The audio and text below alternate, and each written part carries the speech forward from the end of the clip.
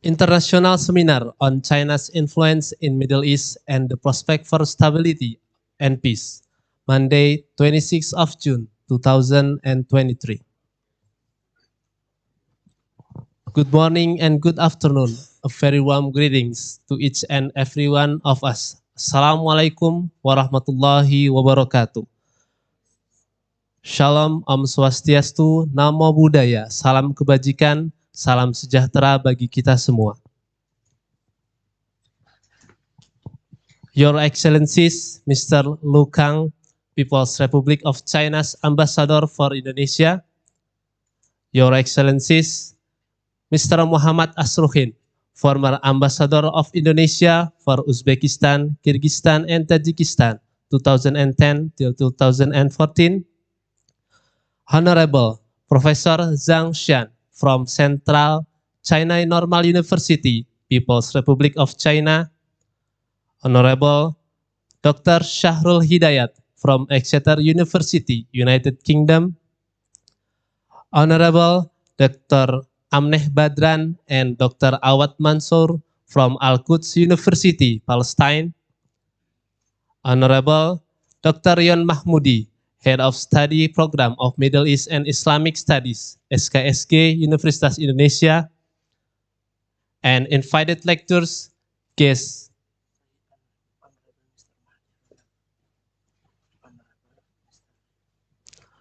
Honorable Mr. Mahdi Runaf and the Director of the Political Section of the Iranian Embassy in Indonesia. And invited lectures, guests, participants, and committee. Welcome to the International Seminar on China's Influence in Middle East and the Prospect for Stability and Peace.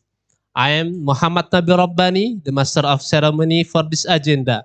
On behalf of organizing committee, we extend our appreciation for your presence today. The Middle East is a region rich in energy resources, especially oil and natural gas. China, as the world's second-largest energy consumer after the United States, has a great interest in securing energy supplies. China is the largest importer of crude oil from the Middle East and maintains strong trade relations with producing nations such as Saudi Arabia, the United Arab Emirates, and Iran. China has also made significant foreign direct investment in the region's energy, infrastructure, telecommunications, and other sectors. This exerts a strong economic influence and depends the Middle East's dependence on China. From the aspect of diplomacy and political relations, China has been active in diplomacy in the Middle East with the aim of expanding its political influence.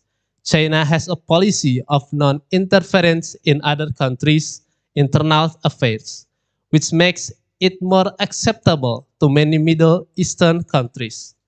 China also used the United Nations Security Council to protect its political interests in the region and play a role in resolving conflicts such as the Israel-Palestine conflicts and the conflict in Syria.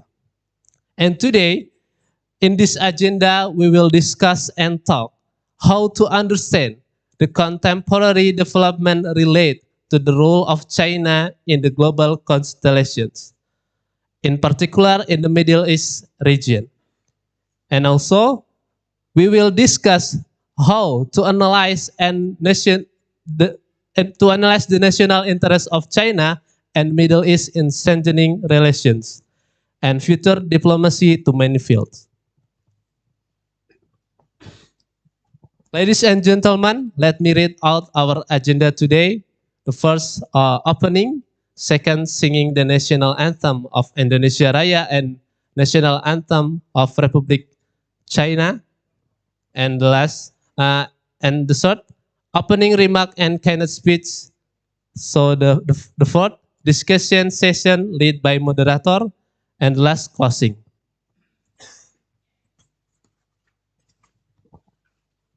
For the first agenda, let's open this event by reading Basmalah together.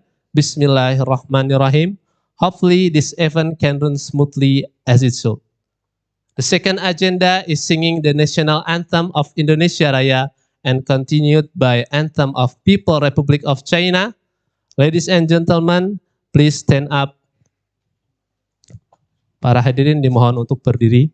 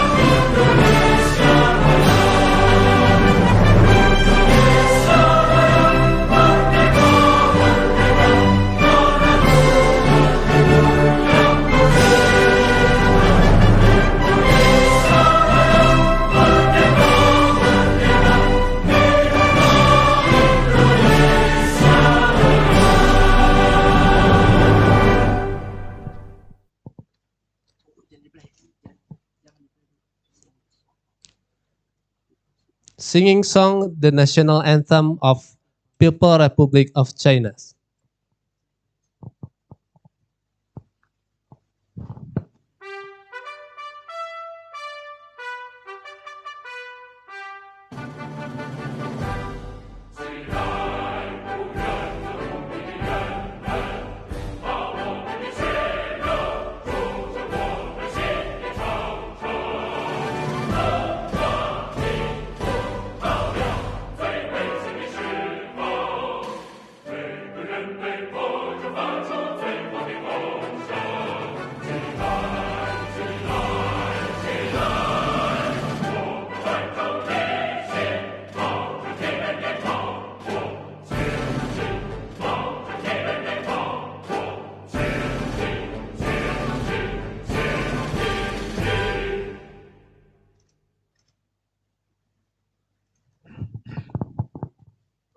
Para hadirin dipersilakan untuk duduk kembali.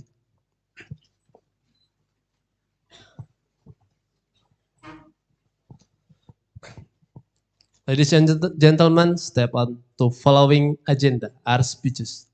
The first opening remarks speech will be delivered by Director of School of Strategic and Global Studies, will be represented by Dr. Yon Mahmudi. The time is yours.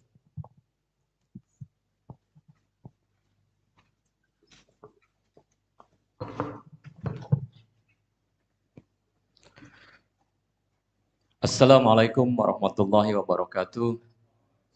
Good afternoon, everybody. We are very happy right now to have Your Excellency Mr. Lukang from the Republic of China, and also we welcome the Mr. Mahdi from the Islamic Republic of the Iran. Welcome to our university.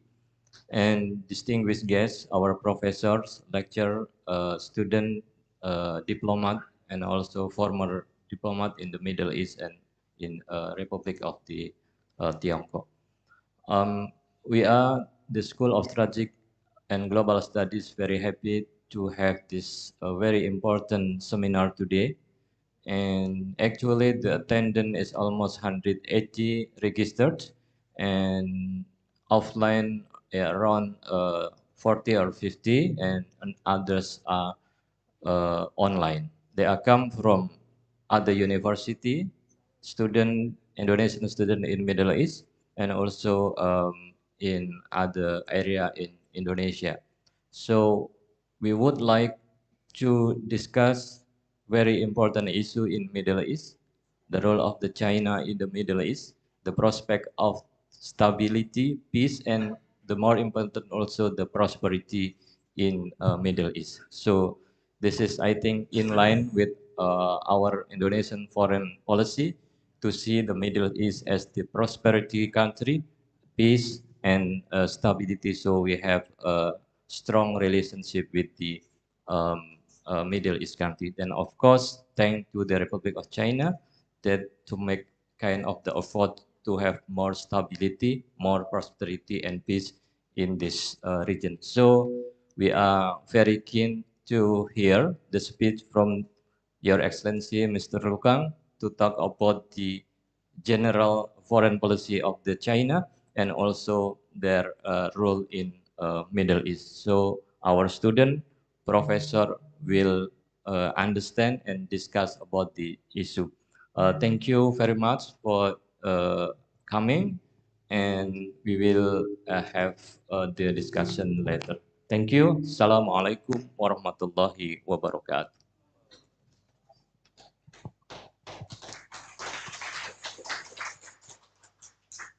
Token appreciations from SKSG will be given by Dr. Yon Mahmudi to Mr. Lukang.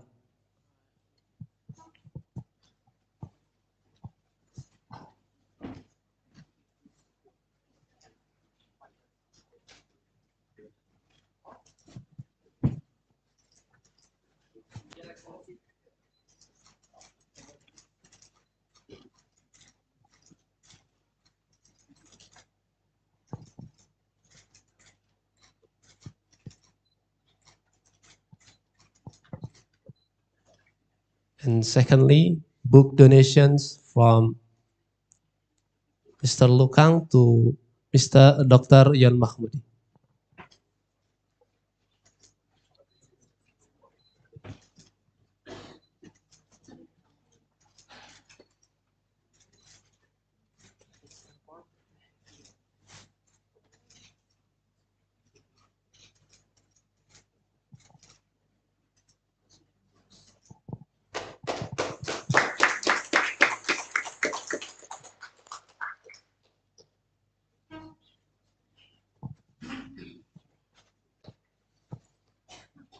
We step to the next agenda.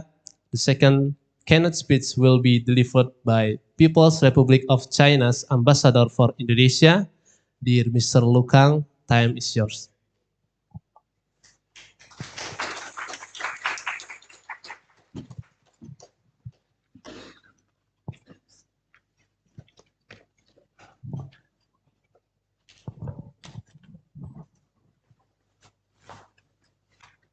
Thank you very much, moderator. Distinguished Dr. Subrata, I understand that he is online. Distinguished Dr. Ahmed, my fellow colleagues from other embassies in Jakarta, faculties and students, ladies and gentlemen, good afternoon. Selamat siang.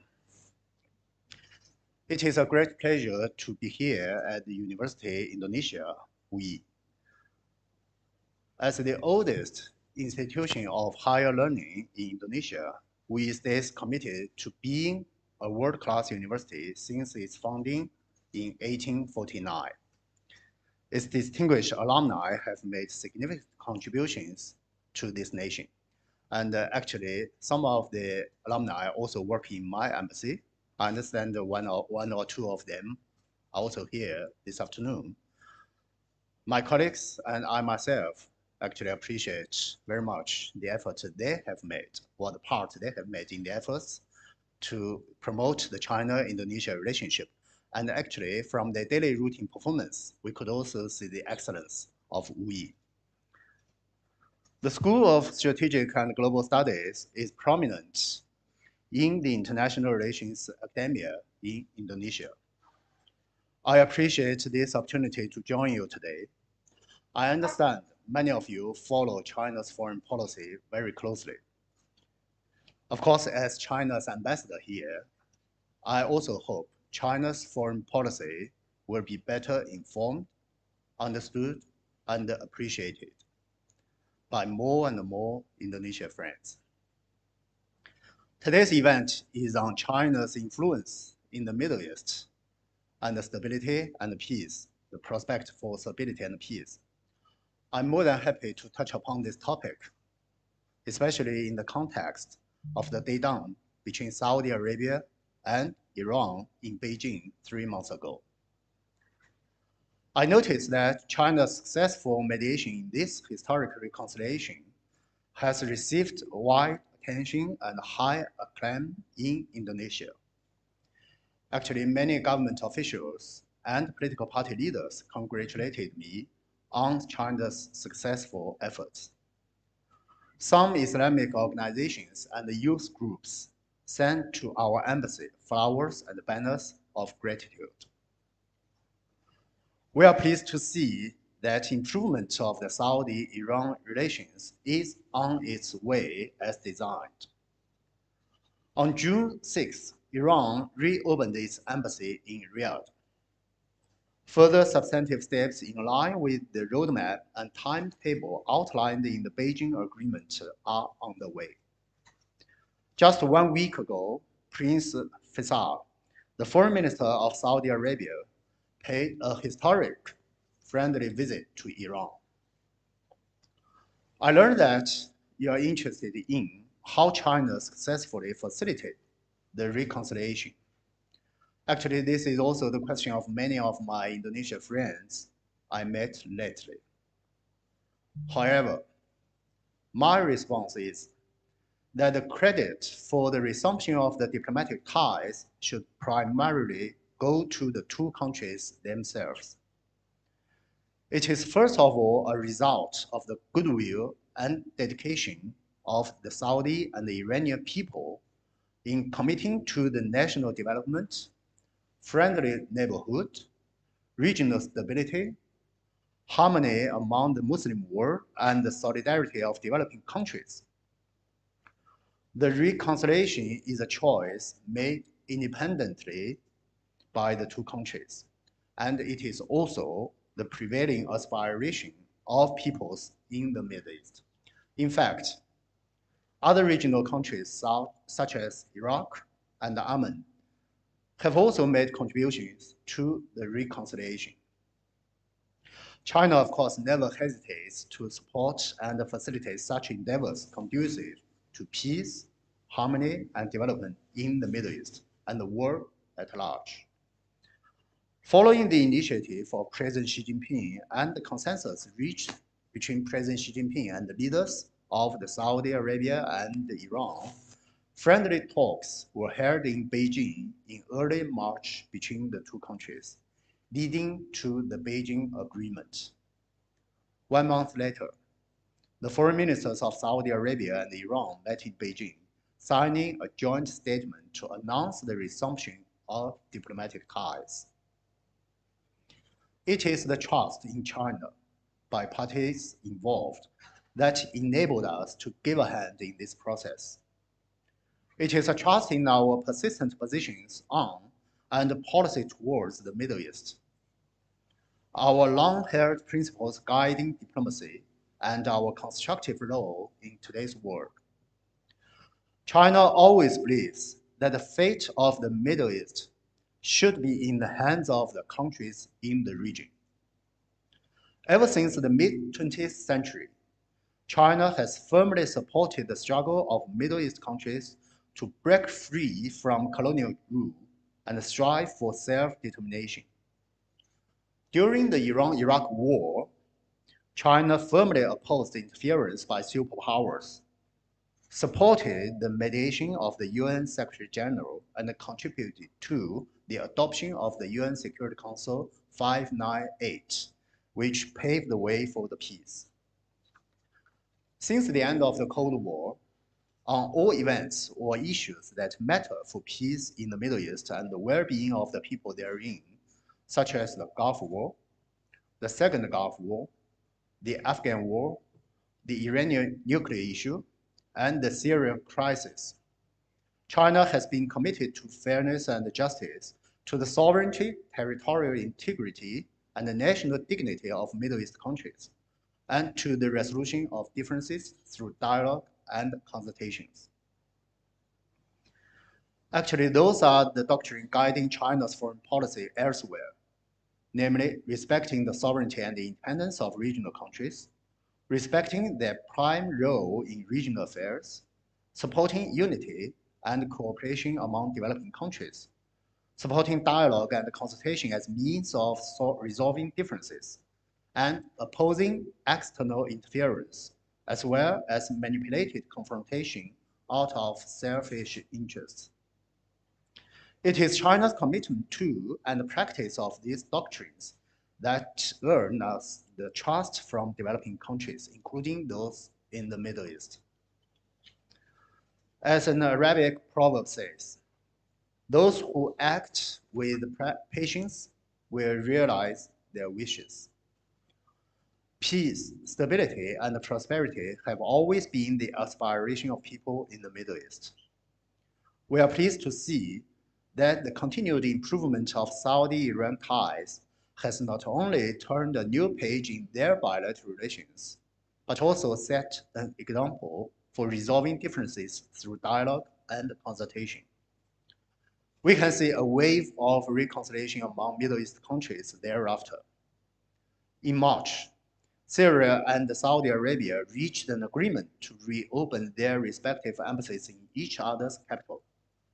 In April, Syrian Foreign Minister made his first visit to Saudi Arabia in 12 years. In May, Syrian President Bashar al-Assad returned to the Arab League summit. Also in May, we saw the announcement of the resumption of diplomatic ties between Bahrain and Lebanon, and the decision of Qatar and Bahrain to resume diplomatic relations. Egypt and Turkey agreed to elevate their diplomatic relations and resend ambassadors. Positive progress has also been made in the Yemen peace process. We wish an early resolution of the Palestinian question in particular, since it remains the key issue in the Middle East. As our Indonesian friends are aware, China has been a steadfast supporter of the Palestinian national liberation cause. Just 10 days ago, His Excellency Mahmoud Abbas, President of the State of Palestine, paid a state visit to China. During their meeting, President Xi Jinping put forward a three-point proposal on the Palestinian question, highlighting the establishment of an independent state of Palestine, more international development assistance and humanitarian aid, and the right direction of peace talks. This three-point proposal has been warmly welcomed and highly commended by Palestine and other countries in the Middle East. China will continue to uphold justice and make unremitting efforts to seek a comprehensive, just, and a lasting settlement of the Palestine question at an early date. Ladies and gentlemen, China's mediation is actually a successful practice of President Xi Jinping's global security initiative. The world is facing the rising trend of anti-globalization and bloc confrontation, compromised international order, and challenges to regional cooperation. In light of such developments, President Xi Jinping has put forward Global Development Initiative, GDI, Global Security Initiative, GSI, and Global Civilization Initiative, GCI, which we warmly applauded around the world. First, Global Development Initiative, GDI. In September 2021, President Xi Jinping proposed the GDI to address development challenges such as imbalance and bottlenecks. GDI advocated prioritizing development, putting public well-being at center, and enhancing inclusiveness, innovation, harmonious coexistence between people and nature, and practical action. GDI conforms to the common aspiration of the world. In less than 2 years, it has received explicit support from over 100 countries and international organizations. More than 60 countries, including Indonesia, have joined the group of friends of GDI in New York. While focusing on its own development, China has been committed to common development all over the world. 10 years ago, President Xi Jinping proposed the One Belt, One Road initiative over in Kazakhstan and here in Indonesia. It aims to promote connectivity in policymaking, infrastructure, trade, financing, and people-to-people bonds. It seeks to create synergy, eliminate bottlenecks, and enhance assistance in development. Over the past decade, more than 150 countries and regions, as well as over 30 international organizations, have become part of OBA cooperation, generating nearly $1 trillion of investment and creating 420,000 jobs. According to the World Bank, OBA cooperation has increased trade by 4.1% and FDI by 3% for participating parties, and the GDP by 3.4% for low-income countries. Owing to OBA, by 2030, over 7.6 million people will come out of absolute poverty, and 32 million people out of moderate poverty. OBA cooperation in the past decade has deepened mutually beneficial cooperation between China and the neighboring countries. It was in this past decade that China has become and maintained Indonesia's largest trading partner. Also, China and ASEAN have become each other's biggest trading partner. 4 days ago, the Jakarta-Bandung high-speed railway, a collaborative project between China and Indonesia, successfully completed a test run reaching 350 kilometers per hour. When completed, the railway will greatly facilitate the movement of people and the flow of goods in Indonesia's most dynamic area, and will also increase employment and points of economic growth in areas along the route, which entail further economic and social implications at a larger scale. In the past few years, despite various difficulties, including unexpected challenges like COVID-19, despite external interference, including noises from those who always nitpick China-Indonesia joint ventures while being reluctant to make contributions themselves, the Indonesian government has always been steadfast in advancing the infrastructure construction for the purpose of long-term economic development and people's well-being. The construction teams from both China and Indonesia work together to overcome various difficulties in the construction process. We highly appreciate that. China is firmly committed to the development cooperation in this region. We also hope that other parties will respect the aspiration of countries in this region for development, respect their right to choosing a development path suitable for their own national conditions, and respect their legitimate demands to promote industrial upgrading and advance towards the higher end of the industrial chain.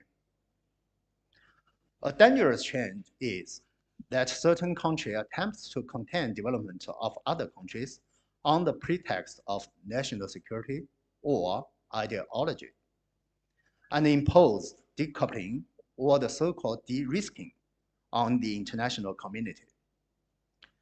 In doing so, they do not shy away from double standards. Namely, They claim to be entitled to de-risking other countries, but not vice versa. This undermines normal economic ties and economic order generally accepted by the international community.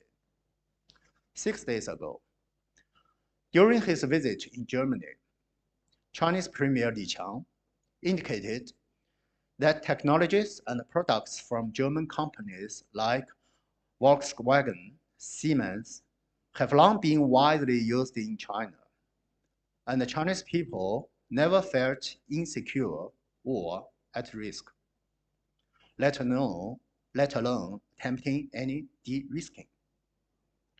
Chancellor Scholz also responded by welcoming Chinese EV companies to invest in Germany, looking forward to driving a China-made EV in Germany.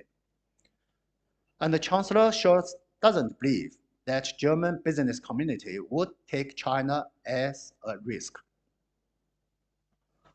Responsible statesmen are, of course, very clear about their fundamental national interests and would never pull the chestnuts out of fire at the cost of their own country's development.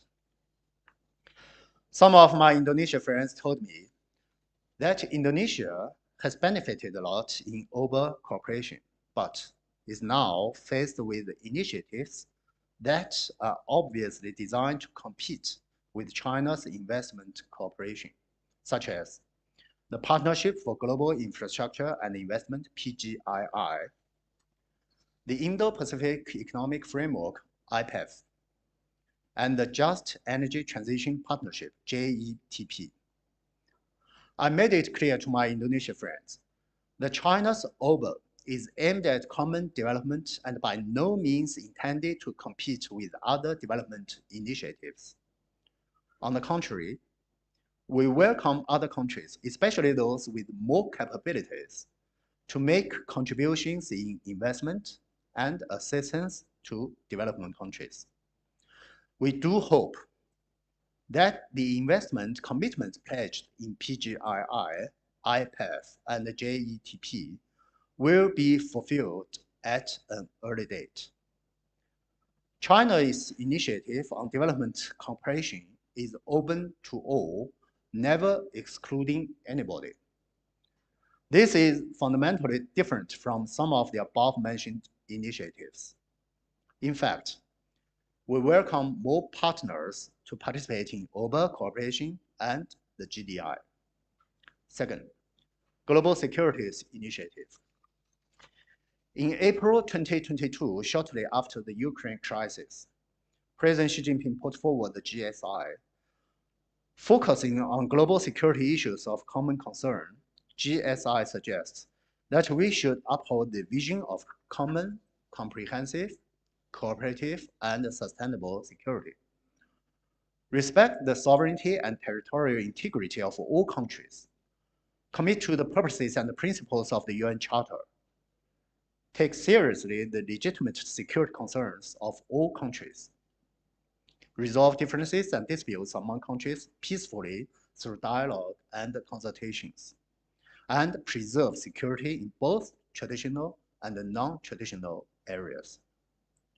Ladies and gentlemen, today is the UN Charter Day. Exactly 80 years ago, the UN Charter was signed in San Francisco, and China was the first country to sign on it. We always follow the UN Charter and the widely accepted norms of international law. We always call on those who have proposed the so-called rules-based international order to clarify whether their so-called rules are identical to UN Charter. Like the vast majority of the countries, we cannot accept the so-called rules that any country, single country, or a small group unilaterally writes, interprets, and selects at their own will. No country or small group is in the position to impose such rules in the name of international rules on the international community. One of the core contents of the basic norms of international relations is the principle of respect for national sovereignty, territorial integrity, and non-interference in internal affairs, as clearly stipulated in Chapter 1 of UN Charter. It is fair to say that this principle is what developing countries most value. Some Indonesian friends ask me about the situation across the Taiwan Strait. I'm very pleased that most of the Indonesian friends are clear about the nature of the Taiwan question. Just like the Papua issue to Indonesia, the Taiwan question concerns China's core interests in sovereignty and territorial integrity. I highly appreciate that most of my Indonesian friends do not buy the fallacy of China is changing the status quo across the Taiwan Strait, which is a mere slander by certain countries.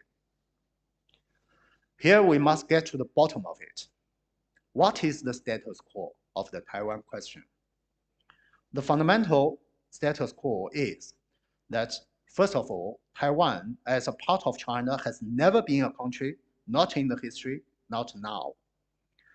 This has been confirmed by international legal instruments such as the Cairo Declaration and the Potsdam Proclamation, which laid the foundation for post-war international relations. Second, the two sides of the Taiwan Strait have not achieved complete reunification, though. China's sovereignty and territorial integrity have never been and cannot be separated. There is only one China. This is clearly stipulated in legal documents on both sides of the strait, not only on the mainland, but also on the Taiwan island. You are well aware that the Taiwan question has been the most important and sensitive issue in the China-US relationship. We must point out that the commitment made by the US government on the Taiwan question is also very clear. That is the one China principle contained in all the three China-US joint communiques. That is specifically the US pledge of not pursuing a policy of two Chinas or one China, one Taiwan, as contained in paragraph 5 of the 1982 China-US joint communique.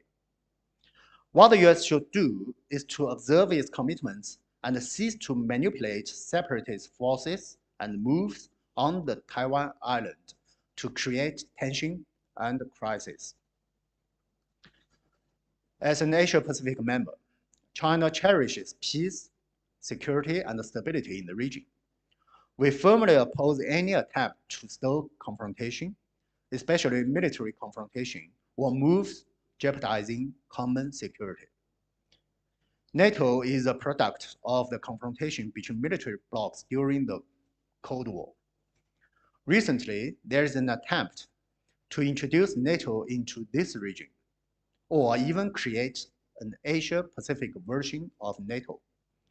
We should not allow the tragedy that already happened in Europe to repeat itself in Asia-Pacific. We call on countries in the region to keep high vigilance. The US-UK-Australia Nuclear Submarine Cooperation directly violates Article 2 of the Statute of the International Atomic Energy Agency, IAEA. It will impair the international nuclear non-proliferation regime and undermine the security interests of regional countries. We call on all parties to respect the status of Southeast Asia as a nuclear weapon-free zone. China has stated repeatedly that we are ready to be the first to sign the protocol to the Treaty on the Southeast Asia Nuclear Weapon-Free Zone. We call on other nuclear weapon states to do the same. The Japanese government's decision to discharge nuclear-contaminated water into the ocean has aroused widespread concerns from the international community, including its neighboring countries, Pacific Island countries, and countries with abundant fishery resources. Although the Japanese government tried to design methods to prove the safety of the water contaminated by the Fukushima nuclear power plant, it still fails to answer a basic question from the international community, namely, if the Japanese government believes that the treated nuclear contaminated water is safe, why does Japan refuse to simply discharge it into its internal waters or recycle it within the country?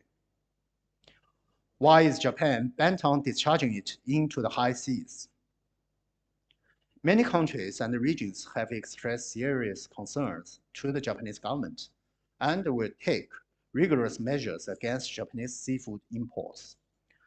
There are even consumers indicating that they will reconsider changing their dietary structure to avoid excessive intake of seafood in the following years. This would deal a blow to global fisheries. We call on the Japanese government to seriously consider the safety of the public in the international community and immediately stop the wrong practice of discharging nuclear contaminated water into the ocean and endangering the global coastline and maritime ecosystem. Third, Global Civilization Initiative, GCI. In the past March, President Xi Jinping proposed the GCI.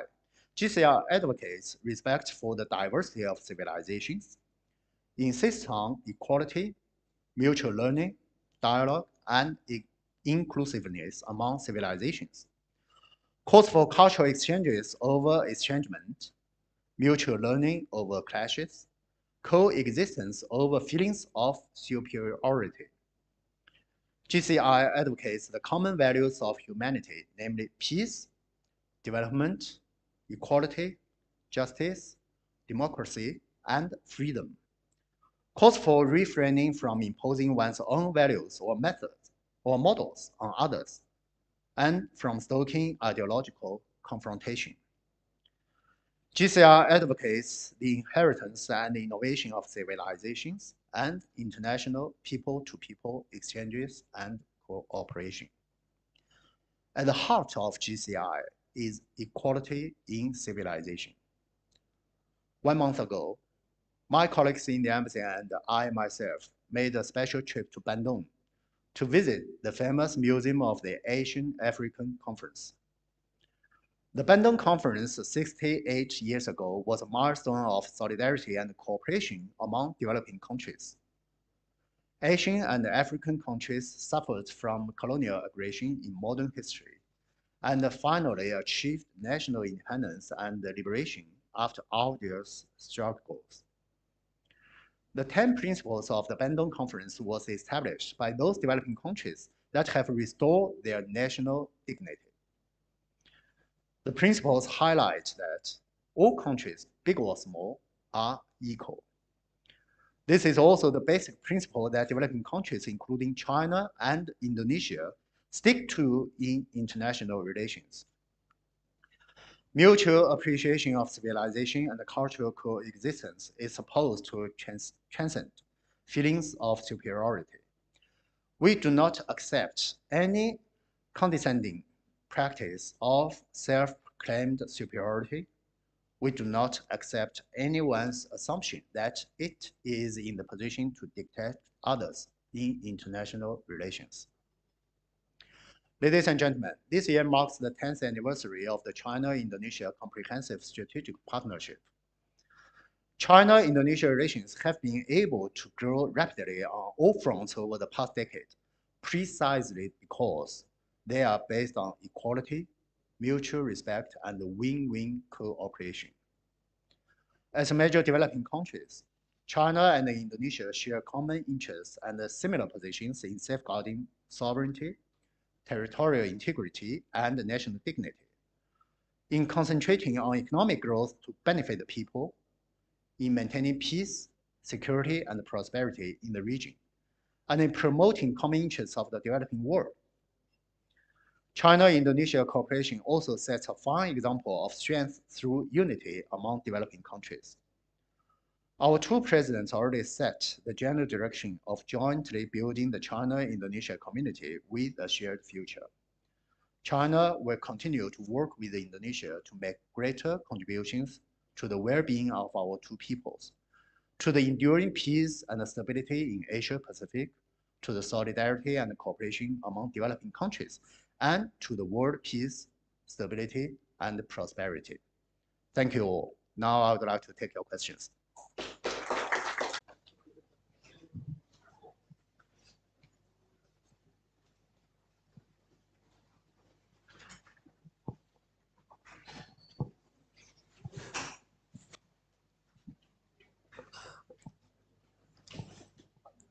Okay, for the next session is discussion sessions.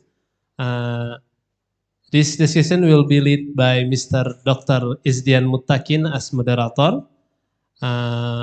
Please welcome Mr. Dr. Izdian to the stage.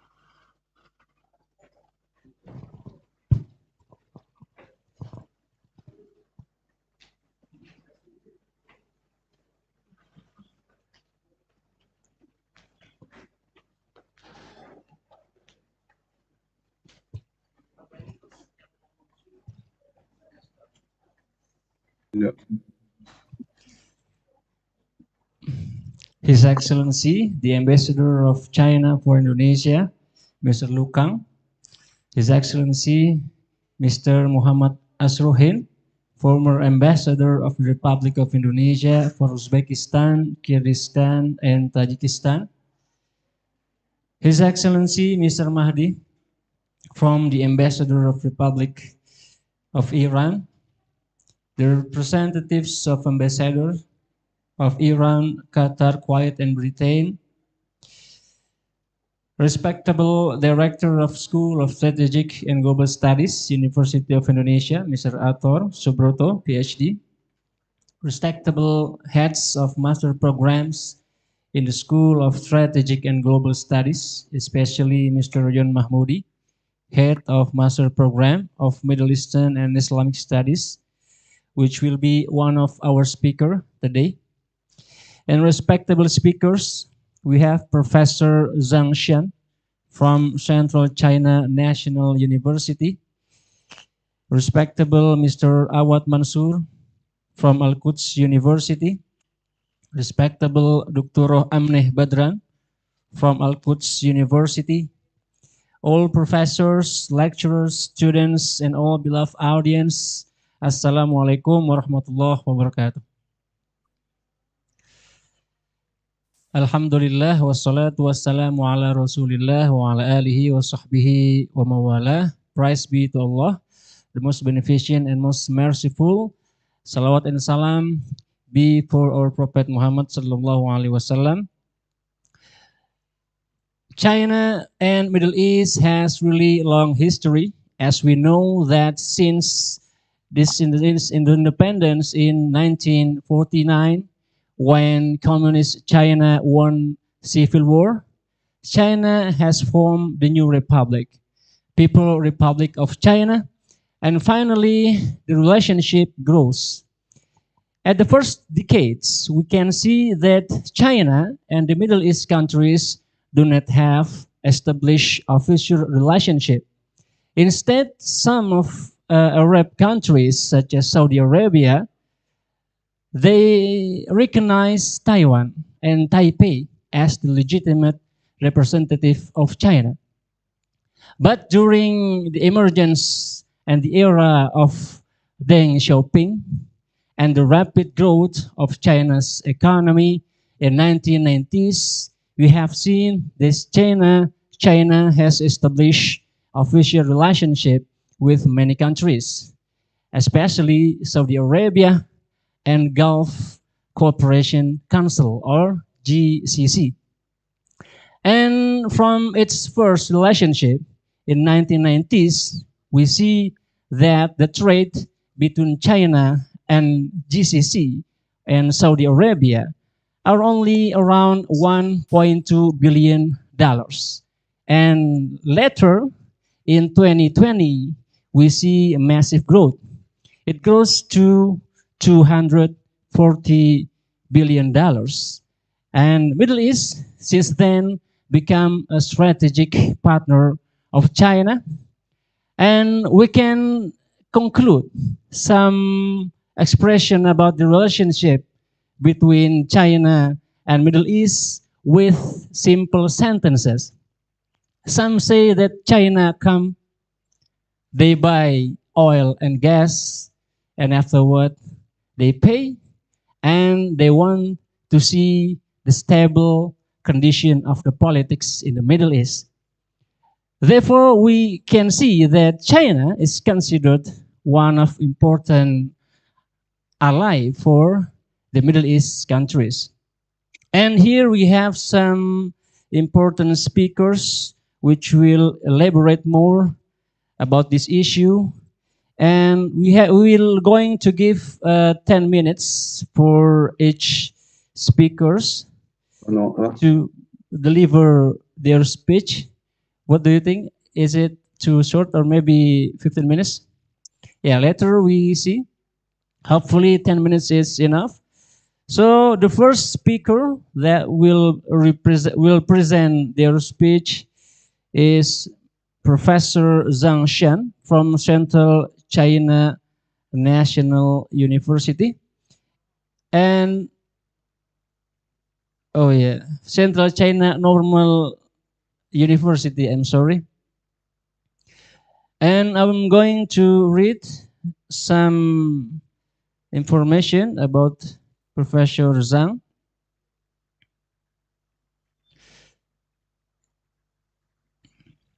Professor Zhang Xian, researcher of Center for China-Indonesia People-to-People Exchange at Central China Normal University. He got doctorate from Peking University and once served for the State Council Information Office. So the time is yours, please. Okay, so good afternoon, ladies and gentlemen. It's my great honor. I'm so happy to be invited in this event. I come from Central China Normal University, which is a top-notch and a preeminent university in humanities and social science research in China. And also we host a very famous Indonesia research center, especially focused on people-to-people exchange.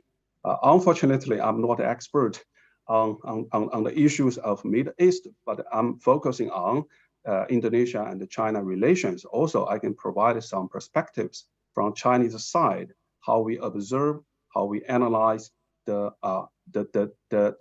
rapprochement between Iran and Saudi Arabia, and with the help and assistance from Chinese government. As we all know, in March 10th, there is rapprochement set by Iran and Saudi Arabia after years hostility and severance of their former diplomatic relations. And after that, they restored their former diplomatic relations. I think it's a big event in Middle East. And also, as the Ambassador Lu Kang once said, China plays a very important role and pay more attention in the event and the peace, stability, and prosperity in the Middle East. Someone even said, because of this, the leaders in the three countries can receive the Nobel Peace Prize because of the big achievement. Okay, so I want to analyze this issue from three different levels. First, from the international level, why this thing happened. As we all know, in these recent years, we can witness a big transformation in the international structure. United States treat China as the systemic rival and the biggest challenger toward the United States, not only around the world, but also in different specific areas, including Middle East, Asia Pacific. As Antony Blinken, the Secretary of State, once said, China is not only the biggest challenger toward the United States, but also the only one with the intent as well as the capability to challenge the United States. Because of that, United States refocus from Middle East to Indo-Pacific, and the refocus and the prioritize it focus on the neighboring countries around China, including Australia, South Korea, Japan, the Philippines, even Vietnam and other countries, of course, and include India. I want to form an alliance to deter China. So that means, compared with previous years, United States refocus from the Middle East to the Indo-Pacific. That's left a vacuum. That's left a geopolitical vacuum to China. So China could fill in that gap, or in that vacuum. That's what we can analyze to see that from the international level or from some structural factors. The second level we can analyze this issue is from the national level. From Chinese side, why China want to do these things to push or to seek the rapprochement between the Iran and the Saudi Arabia. Firstly, strategically speaking, China want to project a positive image as a reliable global actor, especially in the region, in the Middle East. And I think the rapprochement between Iran and Saudi Arabia could be a concrete roadmap or platform for China implement CFSM, Community for Shared Future for Mankind, OBOR, and even the GSI, Global Security Initiative. So strategically speaking, China have the impetus to push the two sides sit together and negotiate to have this rapprochement. Secondly, diplomatically speaking, it's not a new story for China to do these things in Middle East. If you look back to the history, you will see from 2000, China and the African countries, they have a platform named FOCAC, the Forum on China-African Cooperation. And from 2004, China also have another platform named the China-Arab State Cooperation Forum. These two mechanisms are the main approach and the platform China can engage in Middle East affairs. Besides that, specifically focus on Israeli-Palestinian issue, you will see from 2002, China has dispatched 5 special envoy in the negotiation of peace and stability on the Middle East issues. And from 2006 to 2021, China helped to organize 4 times Israeli-Palestinian diplomacy, Israeli-Palestinian peaceful negotiation or symposium on that. So China have played a very important role and will continue to play a very important role in Middle East. So it's not a new story for China to engage, to involve in the peace and the stability of Middle East. It's just a diplomacy continuity for China to do these things. This is the second point. Third point, economically speaking, with regard to trade, to investment, to energy, you will see China has a lot of benefits and a lot of interest in this area. I can give you some statistics. From 2000 to 2021, Saudi Arabia and China, the bilateral trade amount rising from 15.2 billion US dollars to 284.3 billion US dollars. 20 years, almost 20 times. So that's why China has a lot of interest in this area. And China also now ranked the top, maybe one of the biggest importers from Saudi Arabia to import oil. And China also invests a lot in Saudi Arabia and the Gulf countries with regard to infrastructure, the solar energy industry, the high-speed railway, and other industry and investment. That's why China involved in the Middle East affairs because of some economic, trade, energy impetus. Fourth, beside all of that, China pushed the two sides sit together to seek the rapprochement because China wanted to project its soft power in Middle East. China emphasized soft power very, very much beside hard power. And diplomacy is one of the main sources of soft power.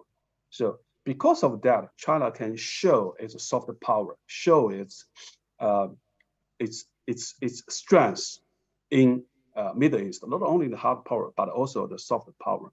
So based on that, I think China has the impetus to do its effort in Middle East issues. So this is from Chinese side. From Saudi Arabia and Iran side, you can also analyze many factors. For example, the Crown Prince MBS has a vision 2030. It's a program of development of Saudi Arabia. So because of these social economic issues, Saudi Arabia also need to attract Chinese investment and Chinese cooperation in its own vision of development. That's about the economic social issues. About the security or military even issues, not only Saudi Arabia, but also Iran. You can see they are proposing to join Shanghai Cooperation Organization SCO. There will be maybe in a very short time, there will be the permanent members of Shanghai Cooperation Organization. So not only social economic issues, but also the security and the military cooperations. That's why China, Iran, and Saudi Arabia, these three countries can cooperate very tightly. And China has the impetus to push the two sides sit together and make this historic rapprochement. The third level is the leaders level. I don't want to talk too much about that.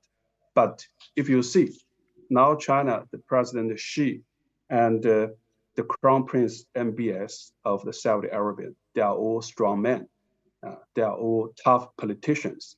They are all very ambitious, and they are all against the pressure from the outside. So I think this personality or personal characteristic of the top leaders also contribute for why those things happen. So I can wrap that from international level, from national level, or from the leaders level. So we can analyze these issues, why these things happen. That's my personal observation and judgment about what happened and what is still going on. Thank you very much. Thank you very much, Professor Zhang Shen, for really interesting comments and developments of relationship between the Middle East countries and China. And the next speaker, we are going to welcome His Excellency Muhammad Asruhin. Are you with us, Mr. Muhammad Asruhin?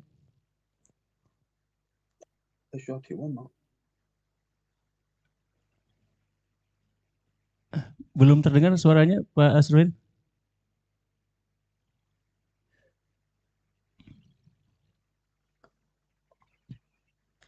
Yeah, Mr. Muhammad Asruhin was the former ambassador of the Republic of Indonesia in Uzbekistan, Kyrgyzstan, and Tajikistan.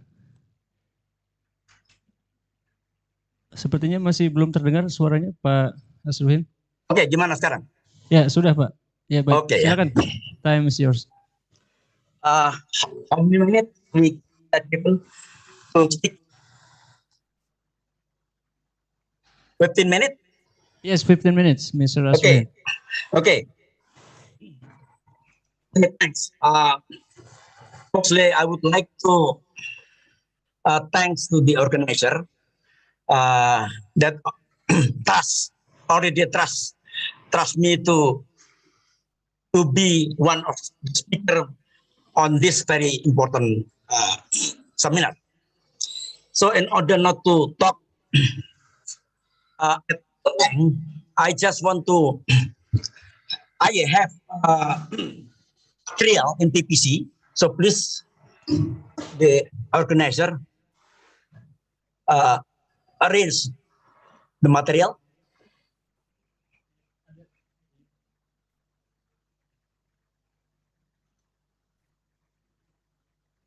Pak Ramadan? Halo?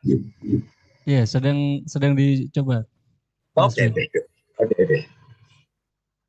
Jadi saya akan bacakan dan lompat-lompat saja supaya waktunya tidak terlalu lama. Dari slide ke slide.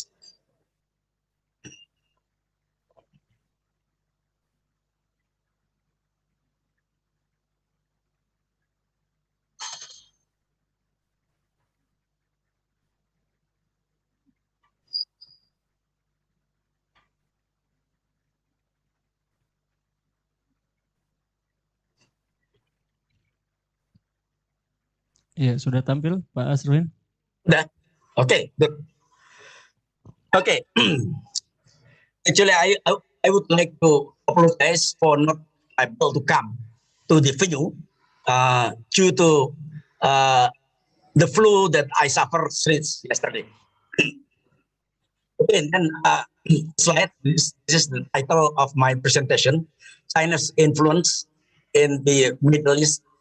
Please, slide one. Okay.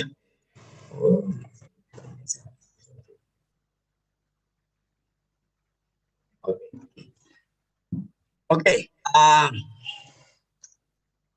Yes.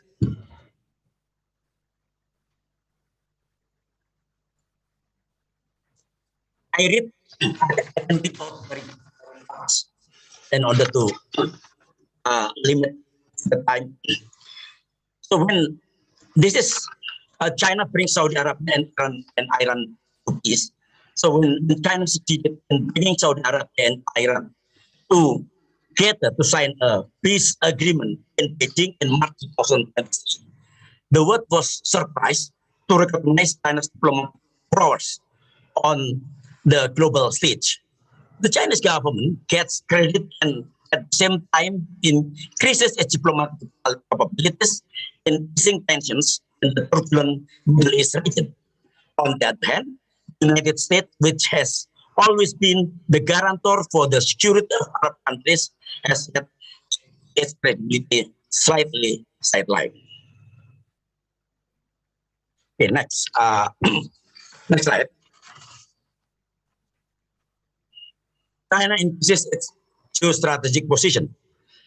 China's involvement in political security developments in the Middle East started with activities in the economic, trade, and investment sectors, which were packaged in the BRI Belt and Road Initiative Program, as already explained by Ambassador Lukang.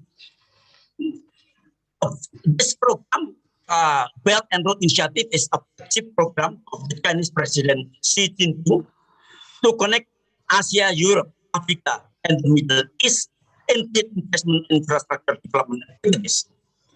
The addition of China's security and military elements in the region is based on the need to safeguard the safety of oil-carrying tankers from the Persian Gulf region, which is the largest supplier of energy to China.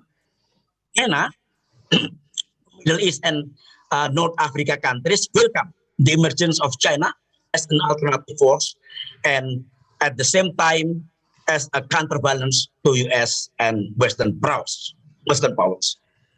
So I just skip the second paragraph. Next slide. Next slide this is the map of the Middle East countries. Next. Reconciliation of GCC members. So the development of the Middle East region has been heavily influenced by the conditions and interaction of the oil-rich countries, namely, mainly the GCC, Gulf Cooperation Council Organization, which consists of 6 countries, that is Saudi Arabia, United Arab Emirates, Kuwait, Qatar, Bahrain, and Oman. The implementation of GCC program was disrupted when dispute occurred between its members. In 2017, Saudi Arabia, along with UAE, Bahrain, and Egypt, suspended diplomatic relations with Qatar because Al Jazeera's report supported the Arab Spring movements. As Al Jazeera is, the TV station in Doha, Qatar, including the People's Powers that succeeded in overthrowing Egyptian President Hosni Mubarak. 3.5 years later, after 2017, countries in the Arabian Peninsula need to adapt the international situation. In response to the drop of oil prices and the spread of COVID-19 outbreak, Saudi Arabia and the UAE have begun to take their aggressive stance toward Qatar. The attitude toward the need for reconciliation received a positive response from the leadership of the Doha government. And finally, at the 41st GCC Gulf Summit took place in the city of Al Ula, Saudi Arabia, the hostility and blockade against Qatar ended. Next. Is China implements its global diplomacy. So after the conflict within the GCC membership was resolved, the Arab countries in the Persian Gulf began to spread their spirit of peace to other countries in the region, namely Iran. The UAE, and then followed by Kuwait, immediately reopened its diplomatic relations with the Shia country, Iran, while Saudi Arabia, mediated by Iraq and Oman. So actually, before China come to mediate Iran and Saudi Arabia, 2 years before, Iraq and Oman already mediated the two countries.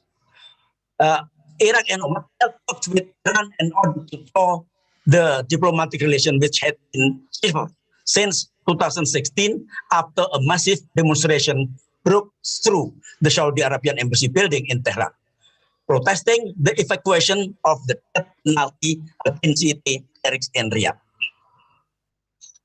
The plan of easing tension and the spirit of peace of the Arabian Peninsula is used by China to implement diplomacy. It's already explained by a speaker from China.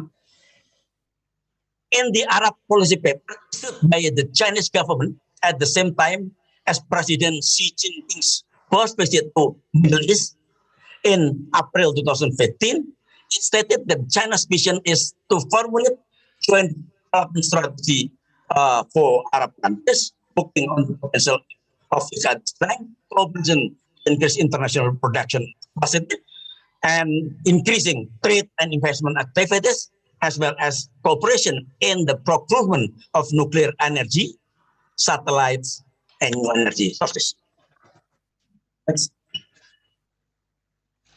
This is the Belt and Road Initiative roadmap in the Middle East from China to Middle East. Next. Strengthening BRI in the Middle East.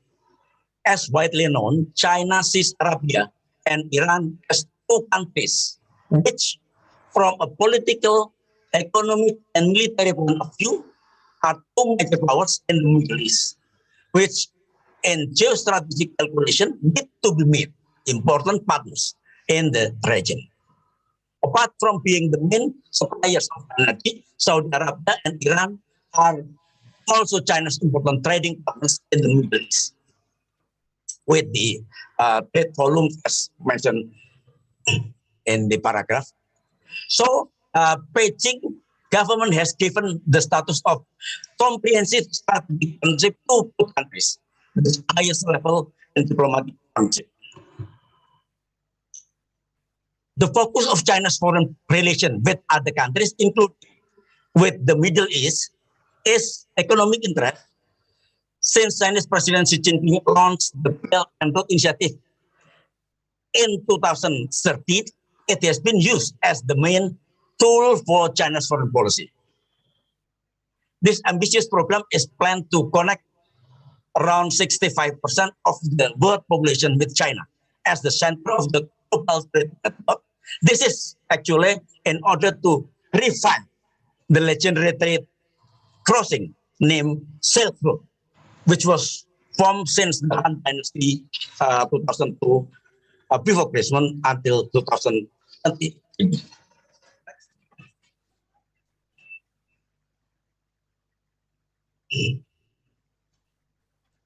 Next slide. China's investment project in Milan.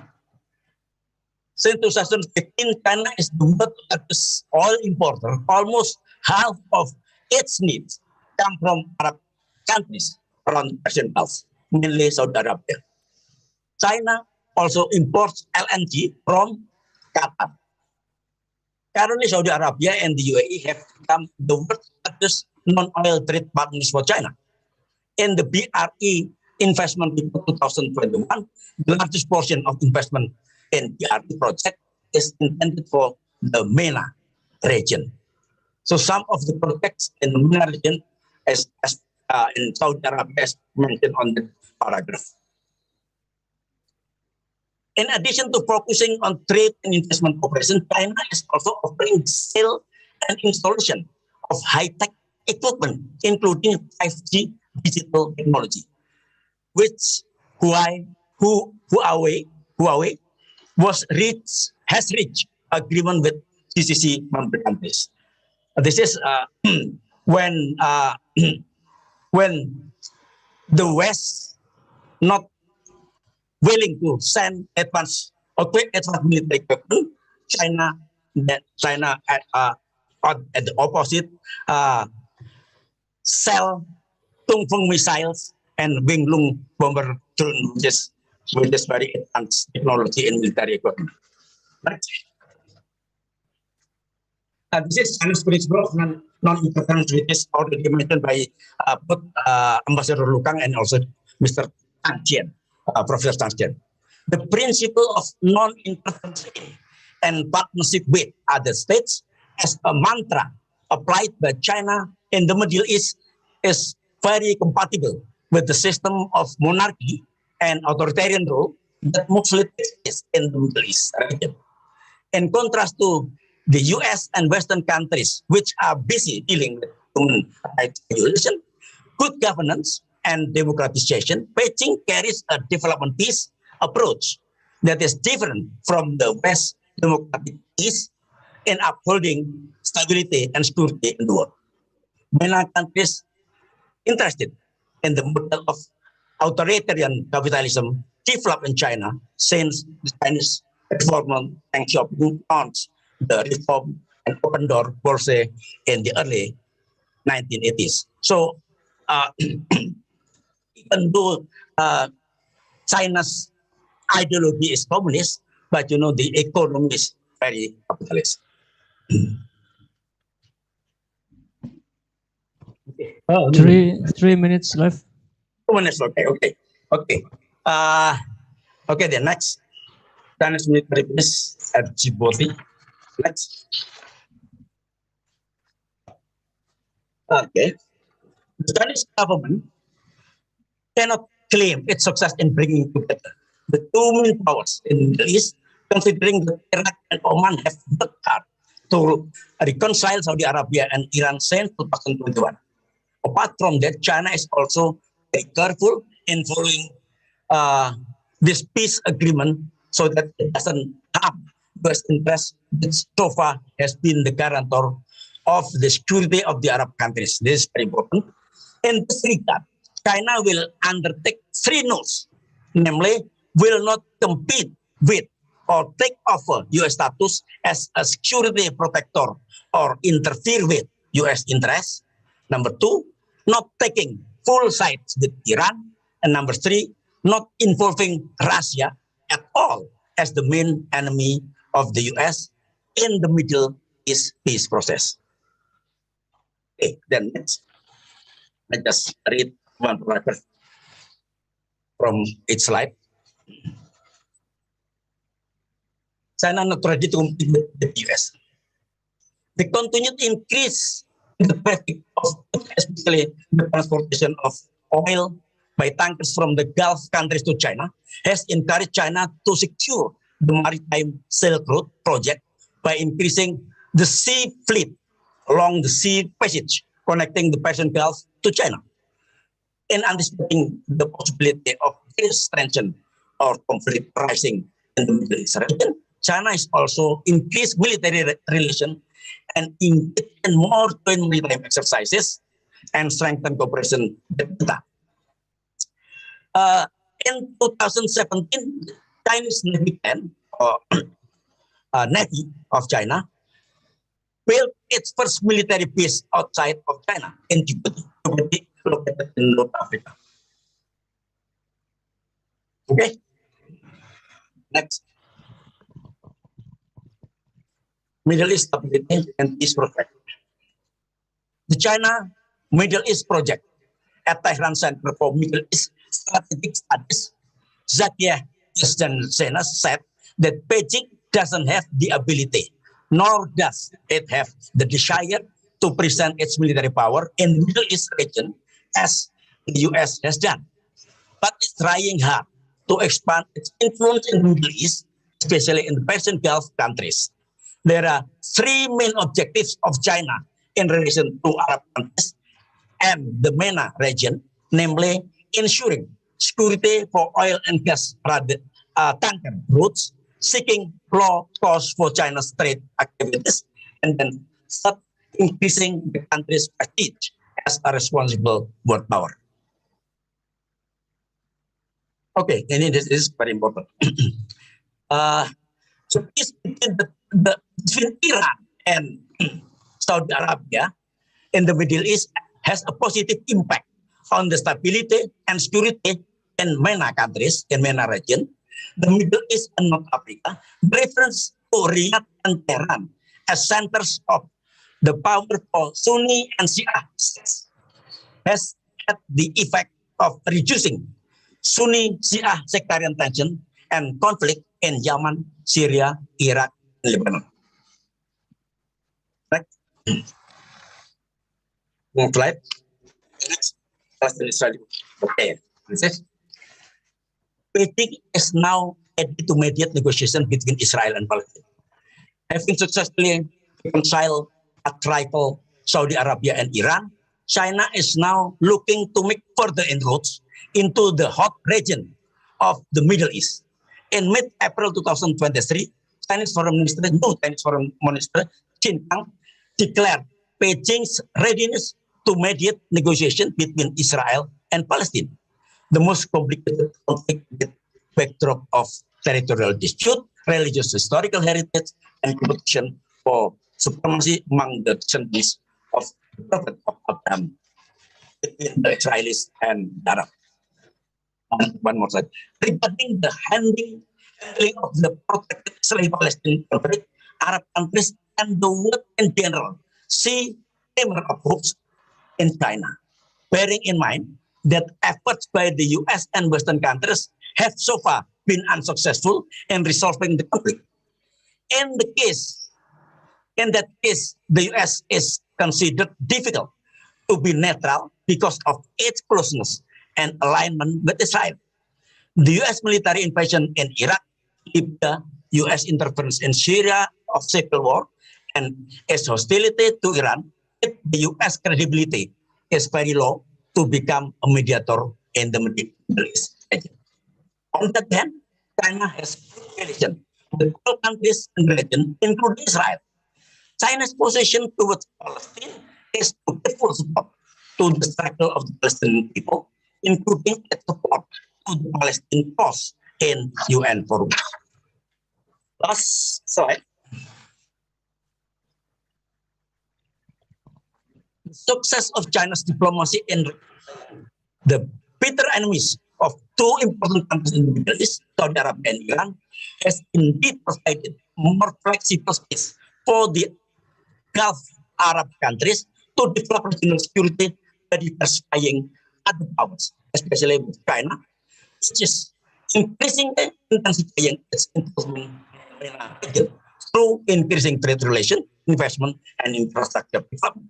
Nevertheless, China has not able to shape the role of the US, which will still be the main actor in the region with its large military presence in ensuring the security of Arab countries.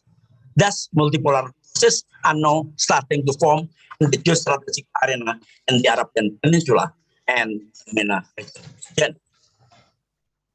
Okay? That's the end of my presentation. Thank you. Thank you very much, Mr. Asruhin, for your really interesting presentation. And we move to the next speaker, which is Mr. Dr. Awad Mansur. I will read a brief information about Mr. Awad Mansur. He is the lecturer in Al-Quds University and in the Department of Political Science and Institute for Global Studies in Al-Quds University, Jerusalem.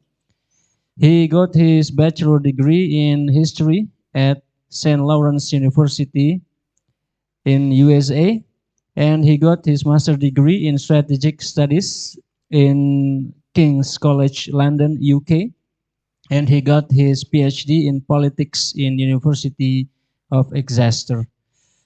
Are you with us, Mr. Awad?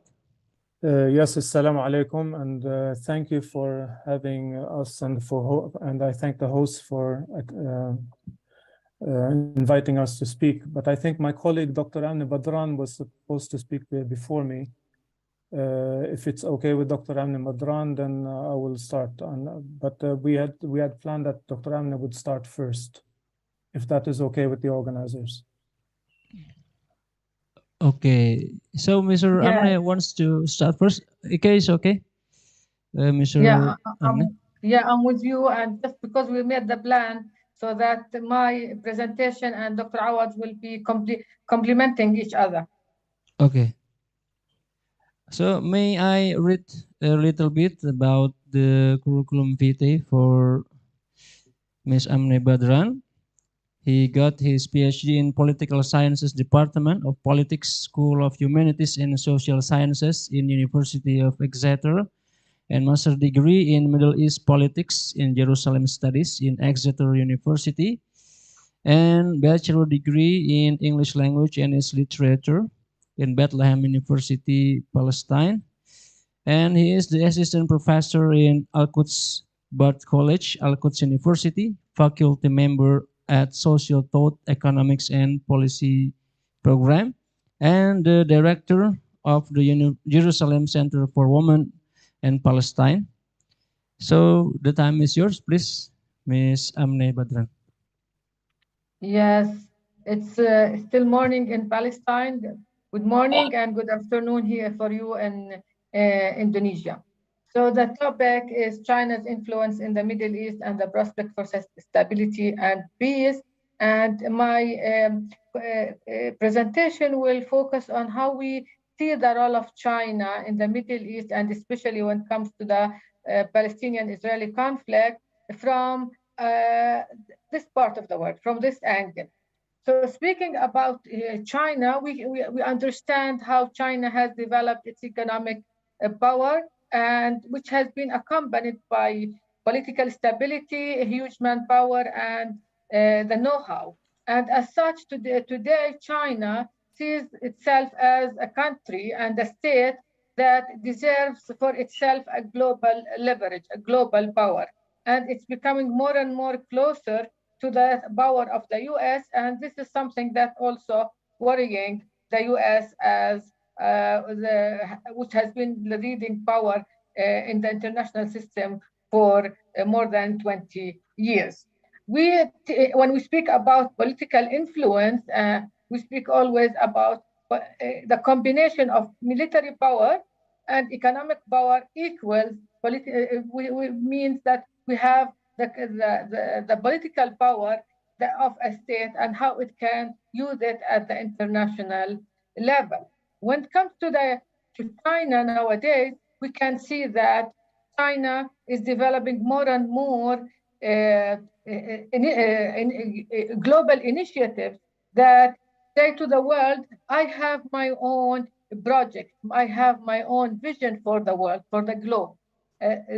Starting with the Belt and Road Initiative and then accompanied by the Global Development Initiative, Global Security Initiative, and Global Civilization Initiative, all say that we have another, or we are proposing to the world an alternative way or an alternative perspective on how we can achieve development on the global level, how we can make better security for all, and how we can communicate better for in service for humanity, for a common humanity. And as such, this alternative is seeking to bolster China's role as a global player and as a partner, especially to the global South, which has been suffering a lot from Western hegemony during colonial and post-colonial eras.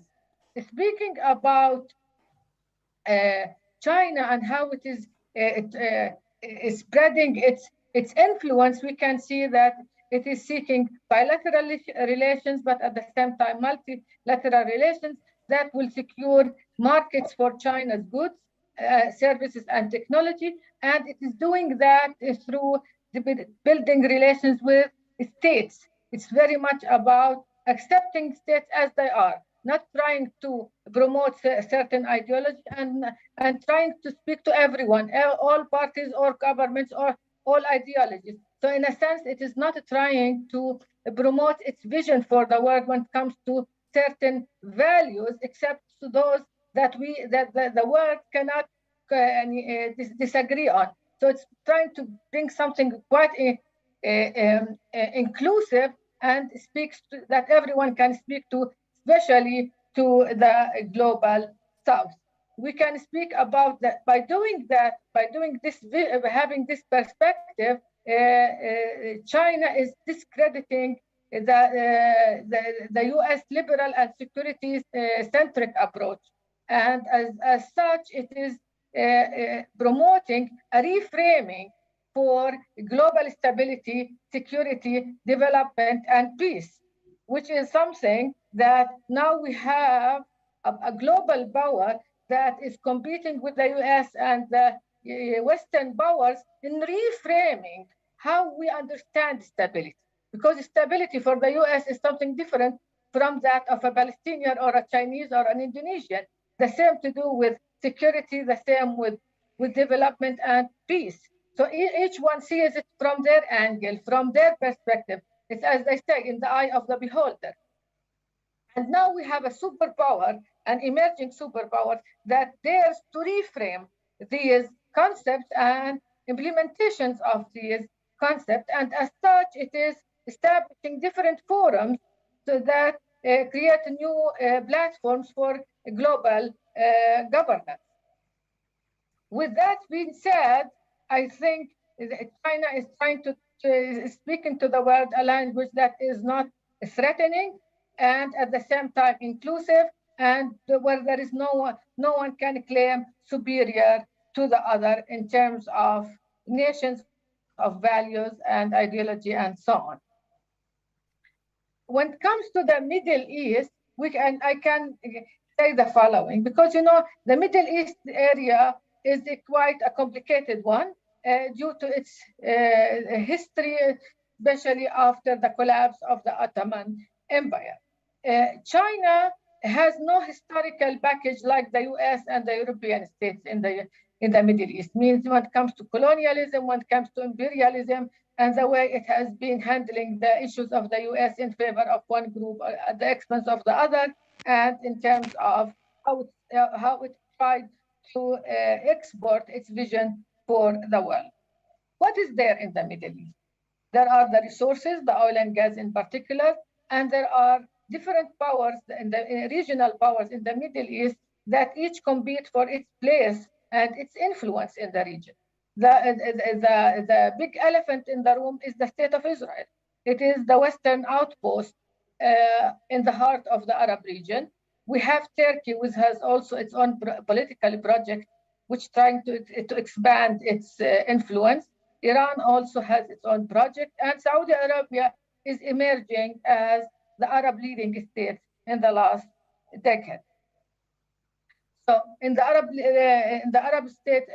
region, we speak about geostrategic water straits that everyone wants to make sure that oil and gas can be exported safely to the industrialized countries. But also, when it comes to this area, we are speaking about the cultural value divide between the East and the West, which is quite clear when we speak about Islam versus Western Christian and Jewish cultural values. And the other issue is the fact that there is a big presence for US military in this part of the world. We've seen that China has managed to achieve this deal between Iran and Saudi Arabia, which contributes to a calmer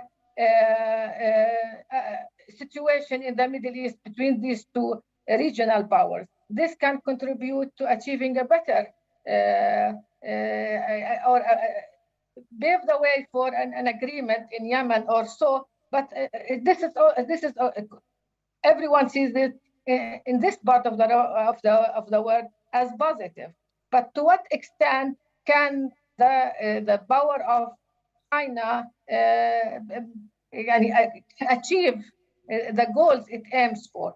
I think when it comes to the Palestine question, we need not to forget that while China, as I said, do not have the history of European states and US, still this conflict in particular has been historically framed in terms of content of this conflict and framed in terms of management by the US and the European states.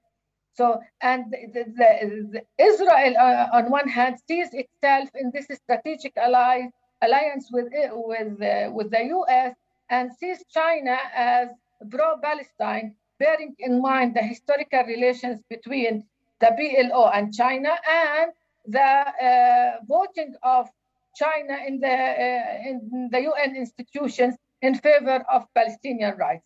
So in that sense, looking strategically, I think for China to play a major role or to play a significant role as an honest broker, there has to be a lot of changes in the political international system. Because in a way whereby the role of US fades a little bit or fades away to make space for China to come in.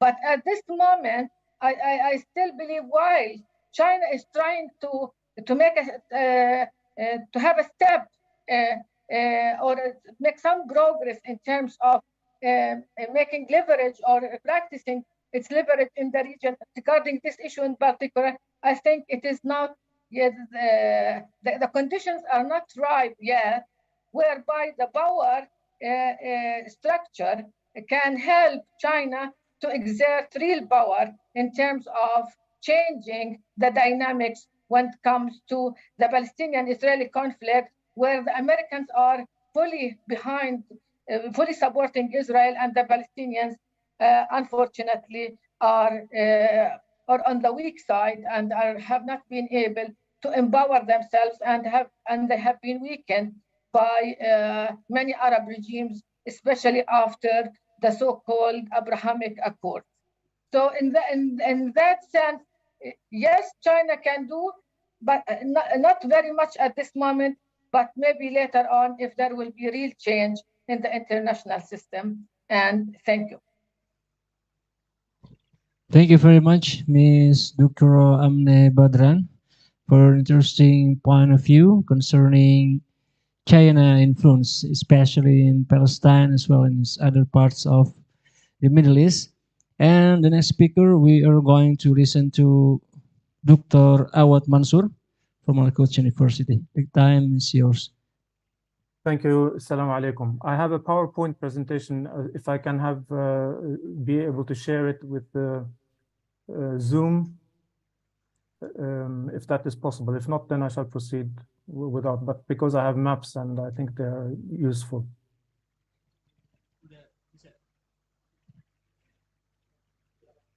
Okay, maybe you can share it from your device. Okay. It doesn't substitute the screen, does it?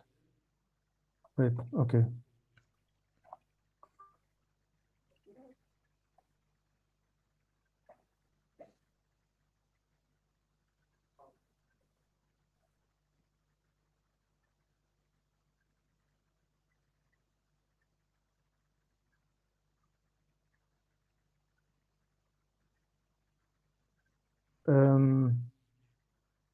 Can I be given co-host or is that not possible?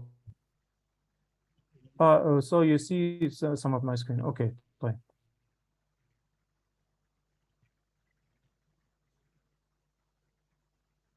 I'm screen. This is the. You see the screen, yes? Yes, we can see the picture. The presentation. Some observations, okay. Yeah. Okay, thank you. One moment.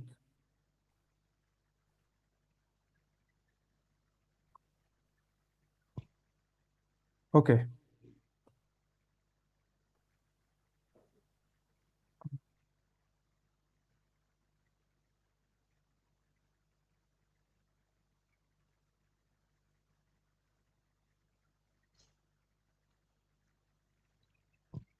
Okay, I shall proceed from here. So I shall be talking about some observations on world power interests in the Arab world.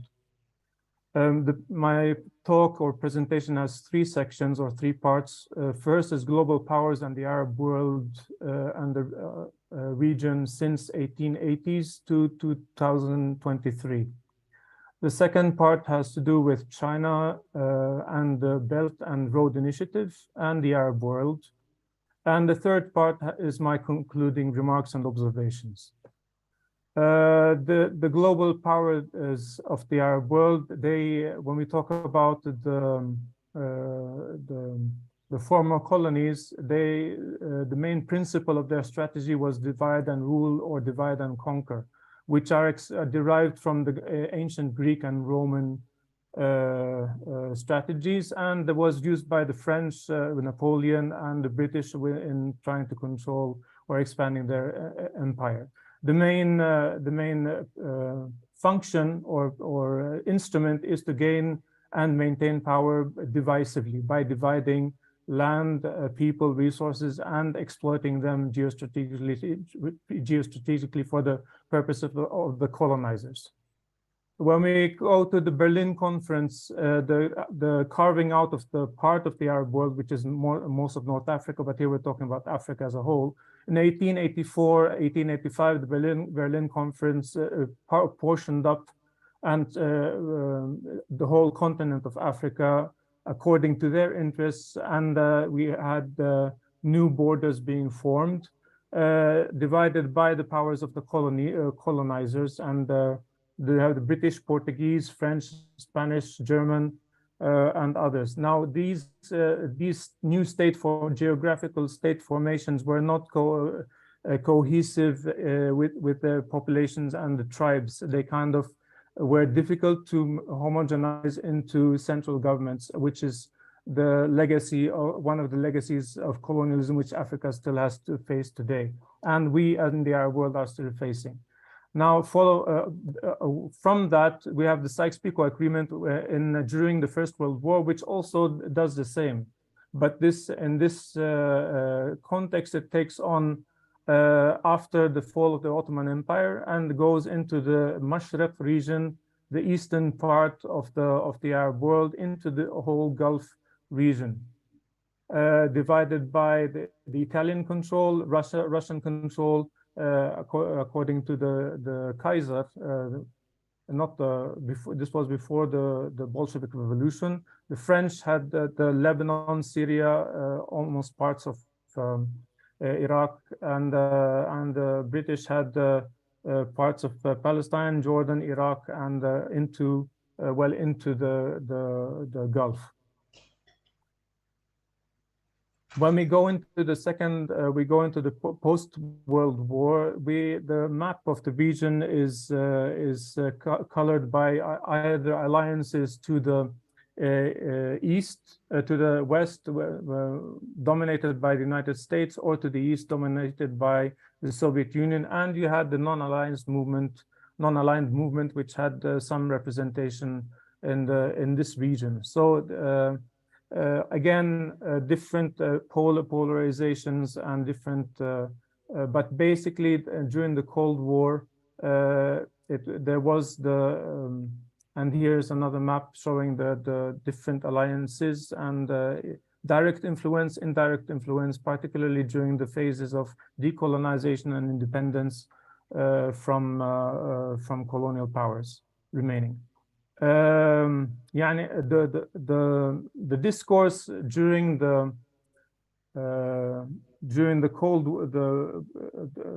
Cold War was one built on the settler colonial narrative, and I'm referring here to what John Collins talked about in terms of categorizing the Cold War as being a settler colonial driven narrative, which is founded on premises of by the binary zero-sum outcomes, and therefore the whole discourse taking an approach in which there's good versus evil, the demonizing the other, and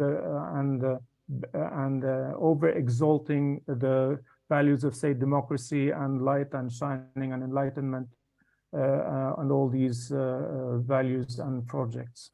But these. This kind of settler colonial driven, since the United States is a settler colonial project in the end, like Canada, Australia, New Zealand, former South Africa, former Rhodesia, South Africa, the apartheid regime. And Israel is also a Zionist project, which is also settler colonial, like the Britain and Northern Ireland.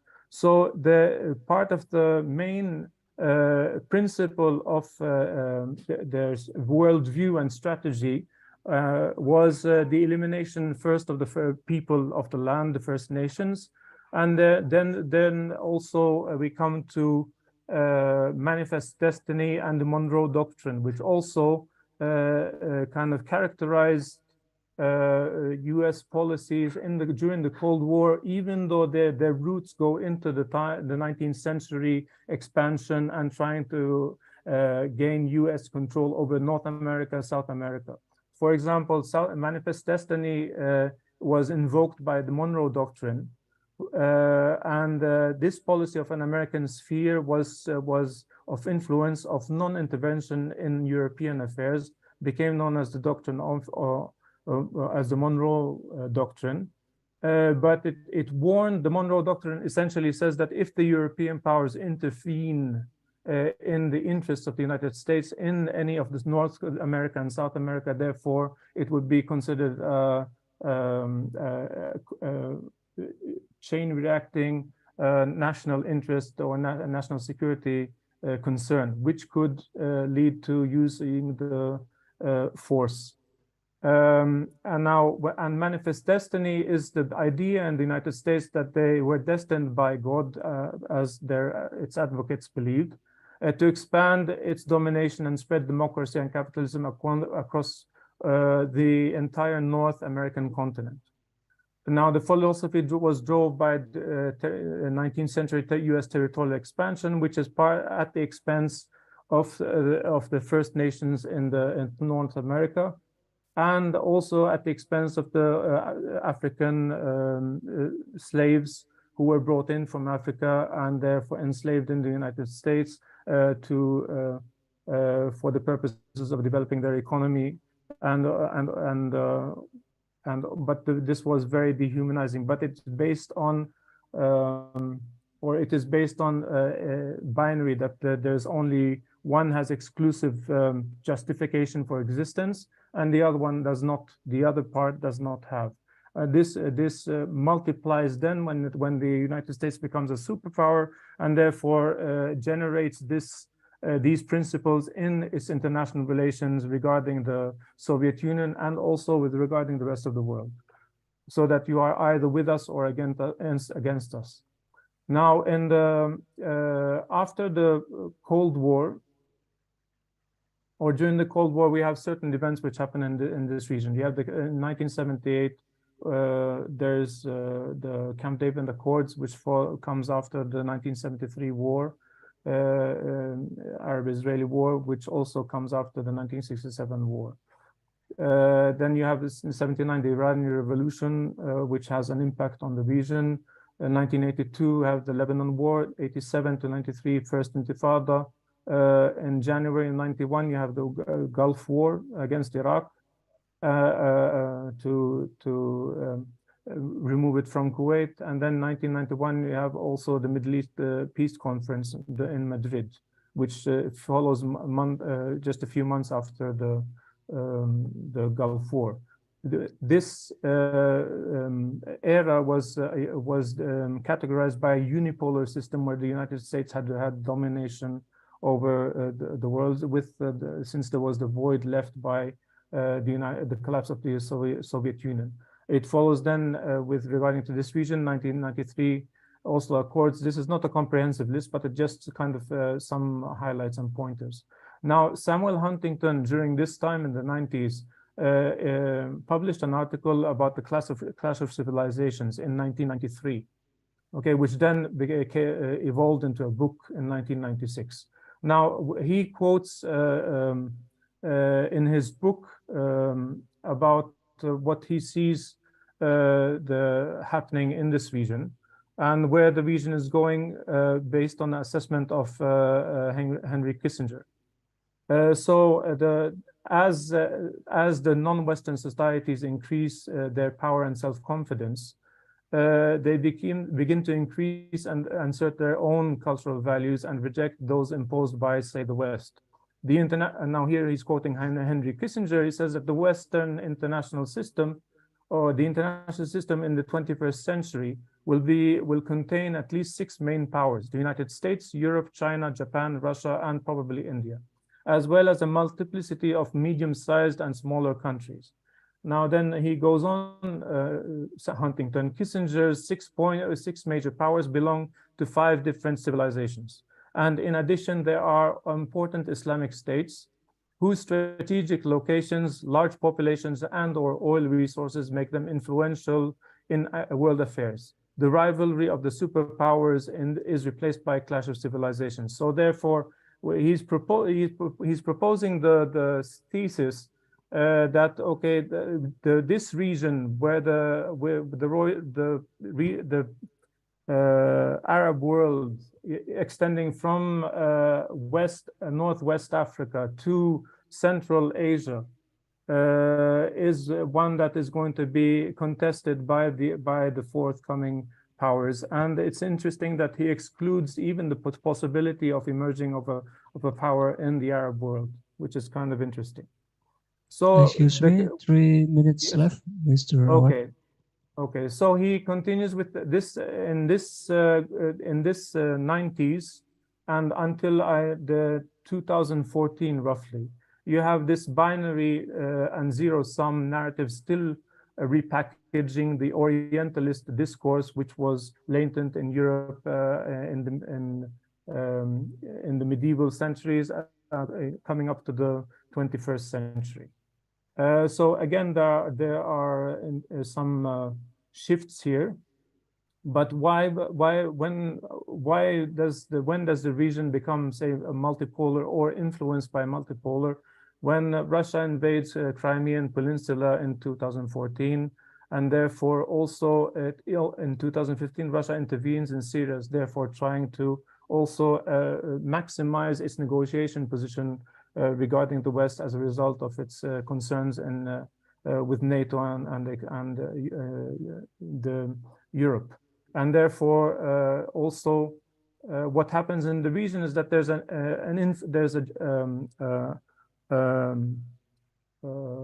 an activity of trying to help the Israeli state to normalize with some Arab countries.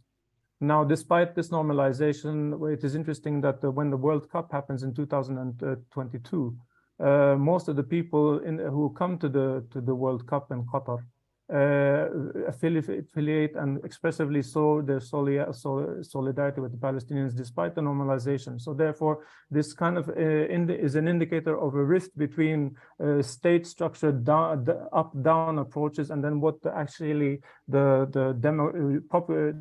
human demographics are and in the region. Now with China, also, what's important that China is in the 2023, as mentioned by previous speakers, has brokered the deal between Iran and Saudi Arabia, therefore filling the gap as has been mentioned by the previous speakers. Now, when we come to China, China is interested, it takes on a very serious strategy, with China being having maybe 1/5 of the world population, and even though at this time this is still categorizes itself as a developing country, it doesn't claim to be a superpower, unlike say former superpowers.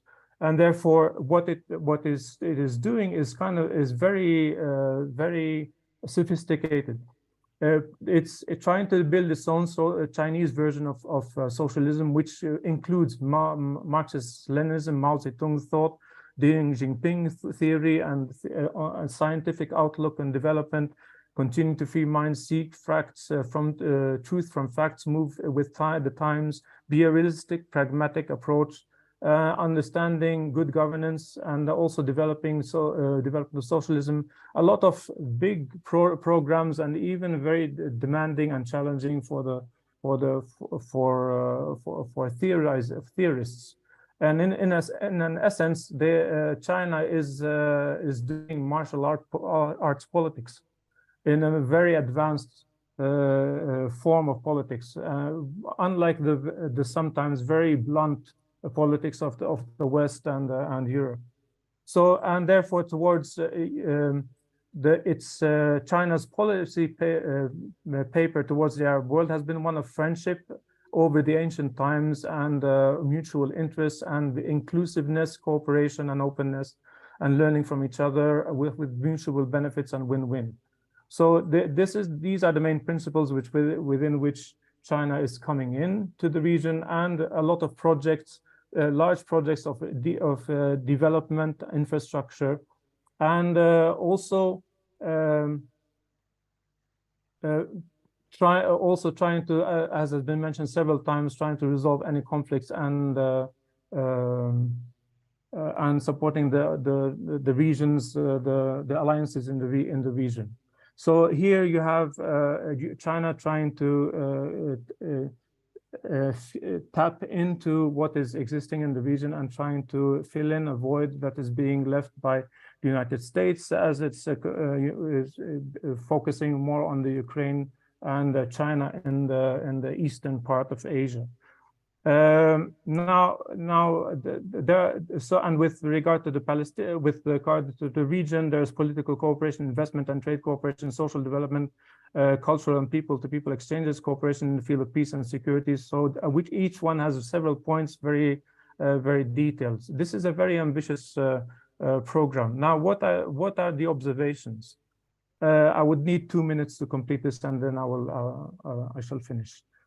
The observations is that if we follow Sun Tzu, from the readings from Sun Tzu, preparation is essential for victory. Victory and defeat are already decided before the battle is fought. If you have sufficient knowledge, have done the calculations, and have done the preparations. The highest victory in defeating the enemy is without fighting at all. If have to fight, you fight quick. If you have to fight, then you fight quickly and efficiently. And it adopts the Taoist influence not to destroy the enemy's cities, resources, and people needlessly. So very kind of efficient. Now, the strategic offensive also from Sun Tzu.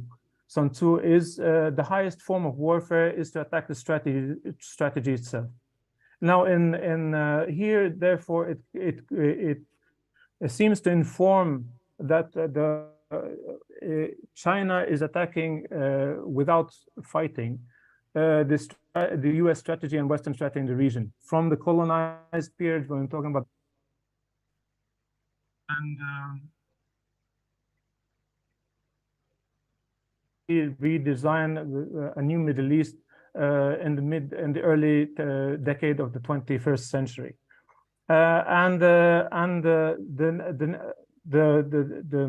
the second form of strategic offensive is to attack the alliances. In this sense, maybe reconfigure the alliances. The next is to attack the armies if it's necessary. The lowest form of war is to attack the cities, and siege warfare is the last and most basic. Now I need to expand. Then Sun Tzu also explains about the death ground and how this death ground as a concept and as a philosophy transforms human beings. Now, why I bring this? I'm coming back to the Palestinian context. Israel is making the mistake of pushing the Palestinian people into a state of death ground, in which, according to Sun Tzu's interpretation, death ground is a strategy which refers to marshalling of inner resources that are usually inaccessible to people in normal circumstances.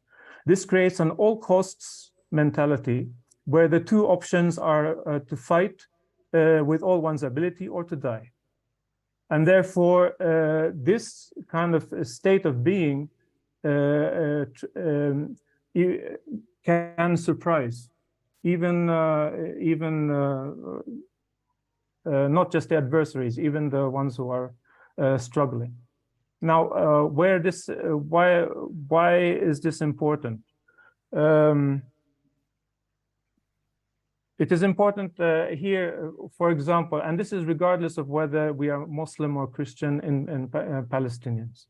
When Shireen Abu Akleh, the reporter from Al Jazeera, was targeted and killed by the Israeli army in Jenin refugee camp in the north, her funeral procession was one of the largest that we had witnessed in decades. Her body, the people in refugee camp of Jenin insisted that they carry her coffin in tribute and in honor for her in Jenin. The same Nablus, the same in Ramallah, and when she reached Jerusalem, the same. And along the streets from each city, there were people along the roads also giving tribute and respect. One minute. The point being that if there is a joint struggle and a joint cause for righteousness, therefore it crosses faith and it crosses worldviews. Now I need to now bringing back to the Chinese policies regarding our brothers and sisters, the Uyghur in China and also elsewhere.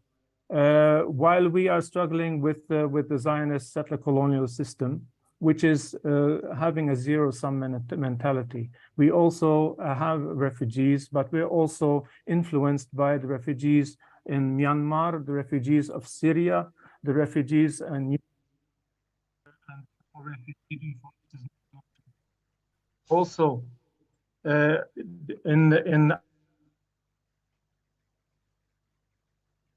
it is very difficult to separate the integrity of a human faith and belief from the human body.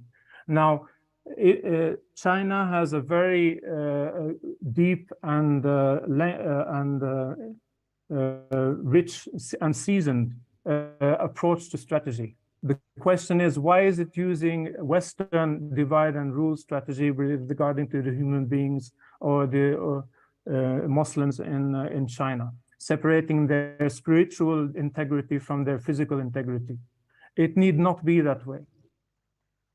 It need not be that way. And there can be a way to work out future common goals without having to rupture and use what is alien to Chinese strategy, the divide and rule and conquer strategy. Thank you. Thank you very much, Mr. Awad Mansour. Interesting ideas about bipolar and unipolar and next to the struggle of Palestinians brothers. And we come to the last speaker, which is the head of the master program of Middle Eastern and Islamic Studies, Mr. Rian Mahmoudi. The time is yours.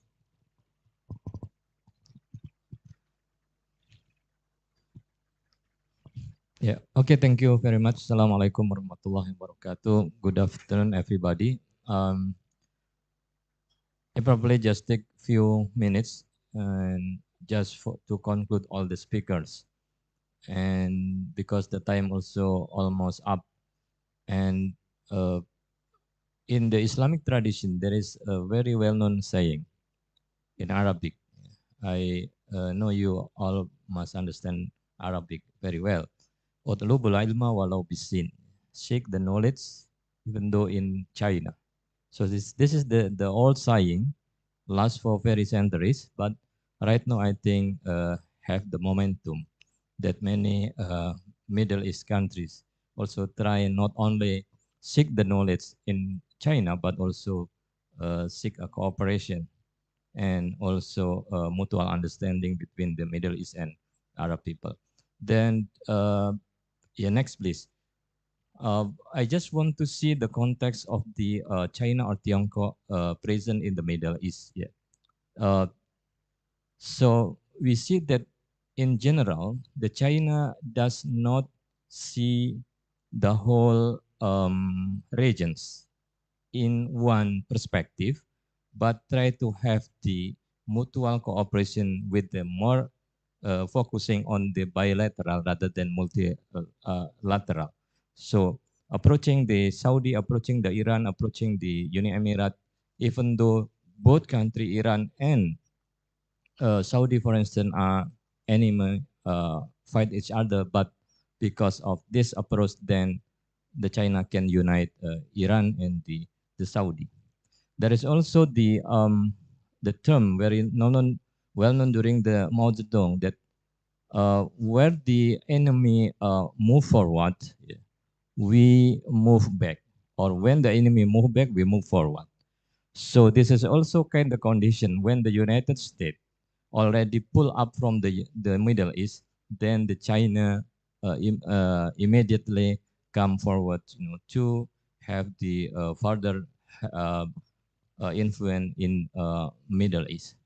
So there is also what we can see the changings of the policy in the China before low profile. If we see the diplomat, the politics of China is the low profile, but then come to the new era that see the China move from the playing of the arena in the Middle East. So not just from the outside, but then move, not to say the aggressive, but more move actively to the ground of the center of the conflict in the Middle East, and want to play more significant role, in the future. Next, please. So that's why the China tried to have the more cooperation with the many Middle East country, try to avoid any conflict. So they focusing on the economic, focusing on the trade, focusing on cooperation, mutual understanding, and avoid any conflict. So they can make cooperation with two countries that have conflict each other, but they can try to approach them. Before the China have kind of the perspective focusing on the bilateral relationship with the same ideology, with the traditional political orientation, siding with the non-bloc country, but then try right now, come to the more issue on the geostrategic, on resources and economy. So not on focusing on the traditional ideological similarity like with the Iran, with the Syria and other, but now a move become more open. So there are 5 principles that is very interesting that we can see. First is try to respect the integrity and the sovereignty of the other countries. Then also try to prevent any kind of aggression, try to even and avoid any kind of intervention, try to avoid any kind of internal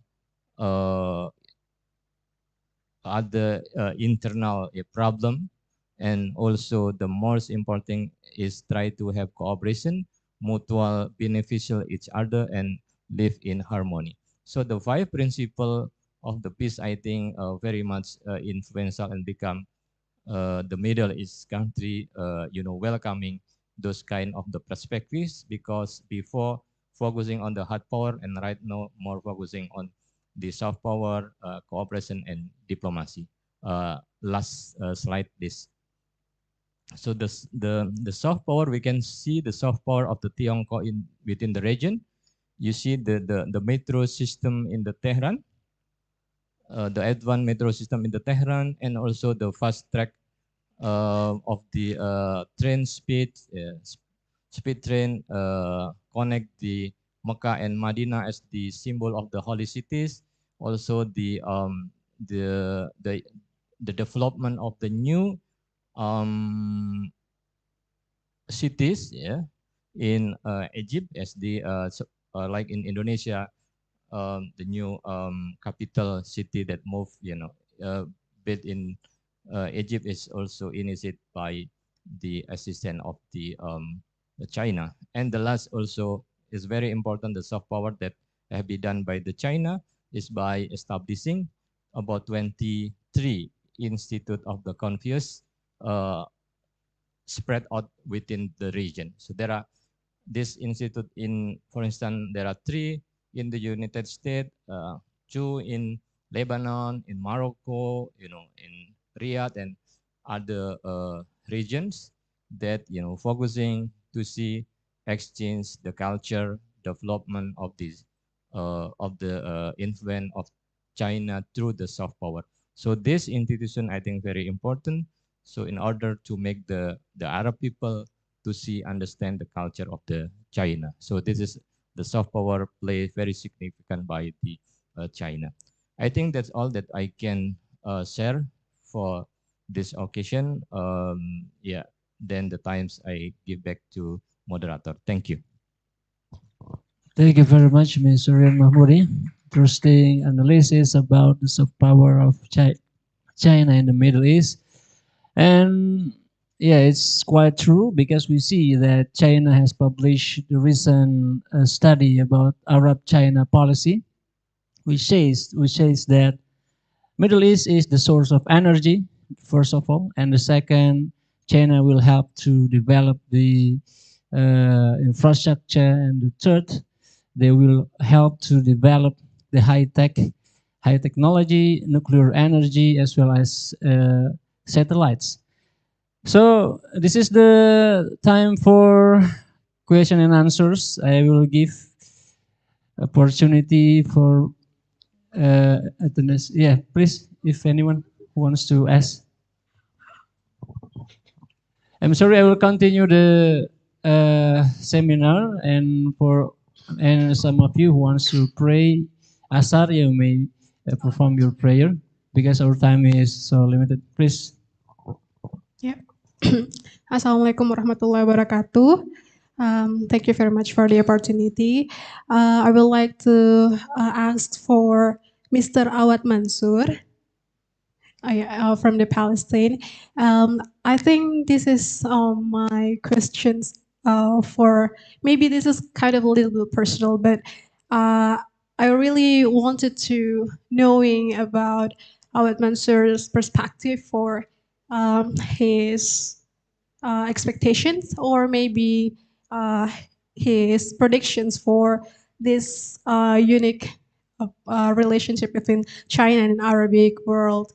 As you know, this is kind of a little bit not really shocking, but like very unique for this era, because we know that there are so many issues in the Middle East, especially in Palestine-Israel conflict. So I think this is my questions, especially in Israel and Palestine conflict. What his predictions or what his expectations for these relations? Yeah, thank you so much.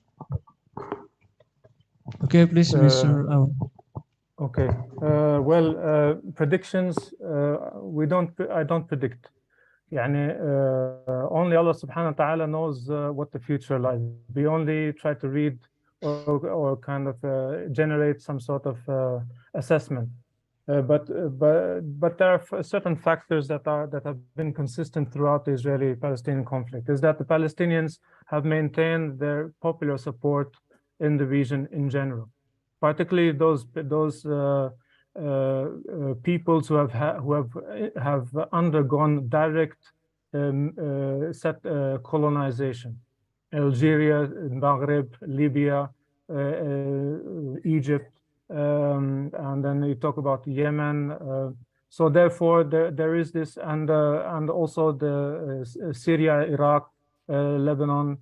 So the places that have witnessed direct colonial control and military oppression, they understand what it is to face the Israeli colonization. Okay.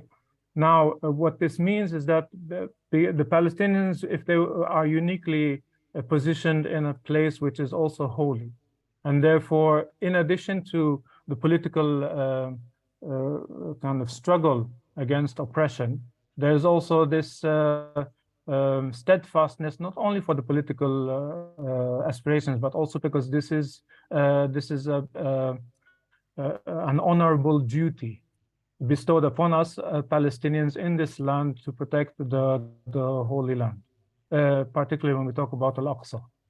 And therefore, the Zionist approach, whether it be the official, the government, or the settlers, to try to desecrate holy sites, whether Christian or Muslim, and in the case of the As-Sakhra, to try to replace that with a temple, that places us in the Sun Tzu death ground reality.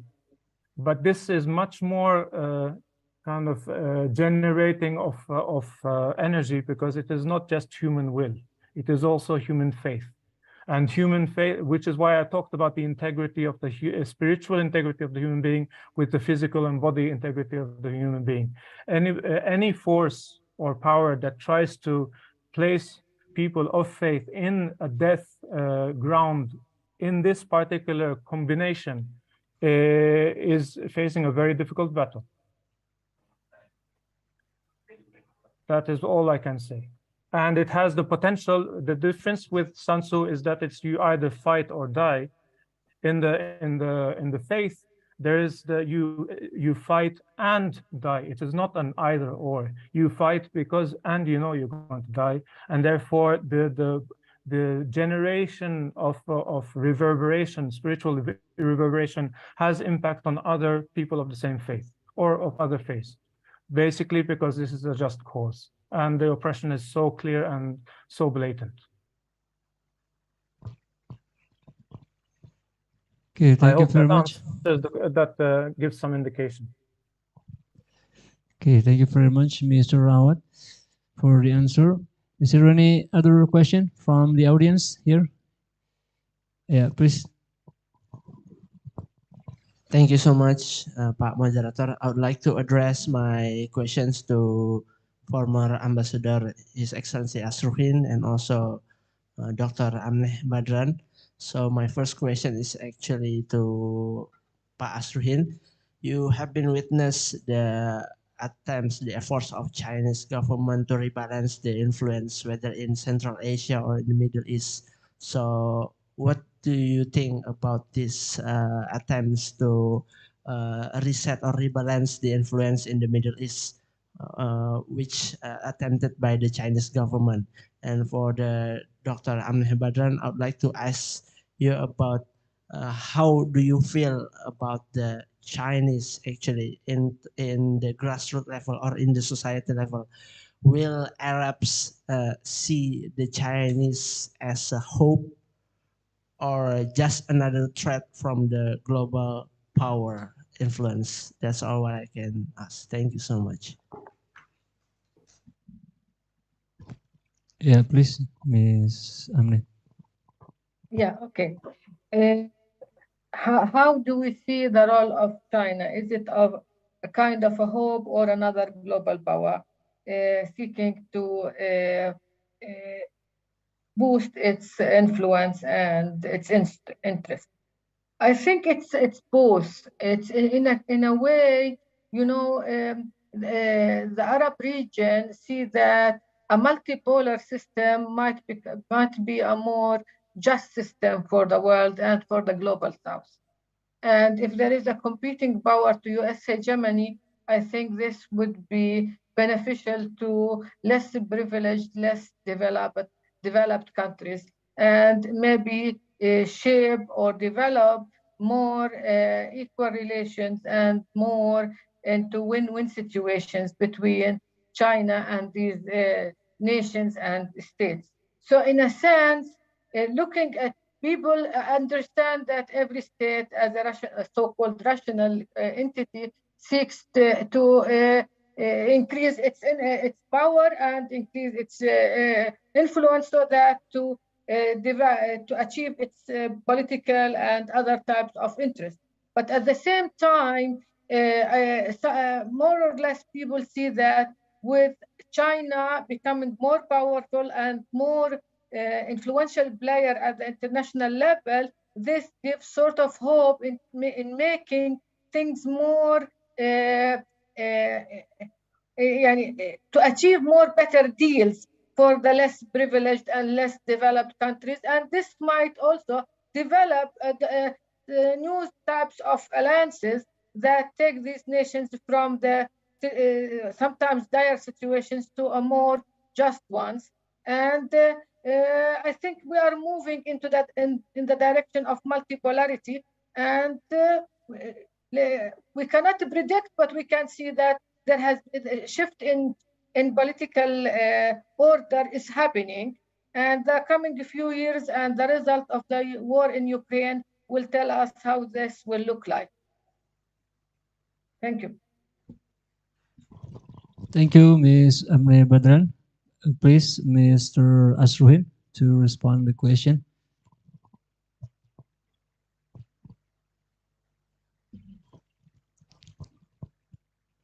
Mr. Asruhin, can you turn on the mic? What's the name? Mr. JJ Ramadan. Oh, okay, J. Ramadan. Okay, J. Ramadan. Okay, J. Ramadan. Yes, I think I can summarize your question that you asked about the similarities of China's influence in the Middle East and Central Asia, which was my last assignment from Foreign Minister in Central Asia. So actually, I'm not the expert about Middle East, but since there is a factor of China, Dr. Yon Mahmoudi's request to become one of the speakers, then I agree. So I've written a book. This is the book. Just published last two months in March. The title of the book is Perjalanan Seorang Diplomat Menyusuri Jalur Sutra. This is a book about a compilation of articles on Central Asian countries. So you can see also some diplomacy activities of China, as well as United States and Asia also happen in this region. That is the competition between these three superpowers. as before the activities of diplomacy, China in Middle East, I think the almost the same that as emerging global player or superpower. China is actually now acting as the balance between superpower. At least it advocates already stated that China together with Russia do not want single power play in the world. That is I already read in this book, and then I plan to also publish a second book about China. This will be your question about China as well as Central Asia, especially, will be in this book. But the China's diplomacy, especially about its diplomacy in the world, will be in my second book. So what I mean that Chinese influence in the Middle East is almost similar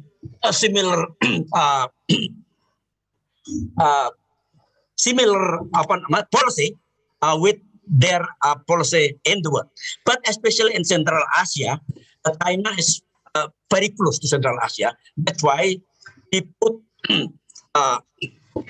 very important policy in Central Asia. In this case, United States will not have any what's that? any hand so far in Central Asia, because both as China as well as Russia think that Central Asia is his neighbor, and they don't want U.S. as well as Europe to play in this region. So I think that's my answer. Okay, thank you very much, Mr. Asruhin. I think it's quite enough for this seminar. Thank you very much for all speakers, as well as the audience, participants in Zoom meetings. And hopefully this seminar has brought some new information for all of us, enlightening the relationship between China as well as between China and the Arab countries, Middle East countries, as well as the other countries of the world. And hopefully we can meet again in the next meeting. Thank you very much. We welcome the speakers, Mr. Asruhin, Dr. Amne Badran, and Mr. Awad Mansur, as well as other speakers, Mr. Yon Mahmoudi. And hopefully we can meet again. And thank you very much for your participation. Let's close this. I close this dialogue and talk by reciting Hamdalah. Alhamdulillah Rabbil Alamin. So I give this talk to Mr. Master of Ceremony. Wassalamualaikum warahmatullahi wabarakatuh. Waalaikumsalam warahmatullahi wabarakatuh. Okay, thanks to Mr. Isdian Mutakin. Now we are reaching to the end of the agenda. Let us close this international seminar by Hamdalah. Alhamdulillahirabbil alamin. We hope this international seminar give us more benefits and knowledge. Thus as series of the events today, I am Muhammad Rabbani as the master of the ceremony. Would like to thanks to the audience for the participations. Thanks to the invited guests and speakers for your discussion to us. And we as a committee also apologize if there are words or actions that are less pleasing. That's all from us. Wassalamualaikum warahmatullahi wabarakatuh. Shalom o swastiastu. Namo Buddhaya. Salam kebajikan. Recording stopped.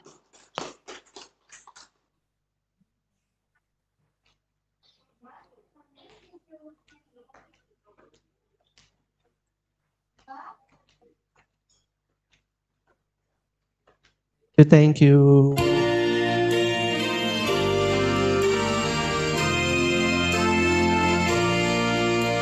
Satu nusa, satu bangsa, satu bahasa kita. Tanah air pasti jaya untuk selama-lamanya. Indonesia pusaka,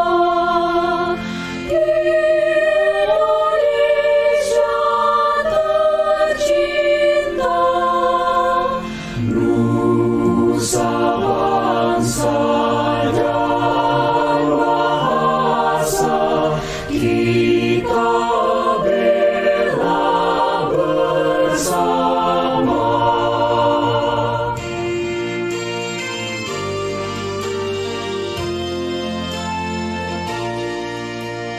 Satu nusa, satu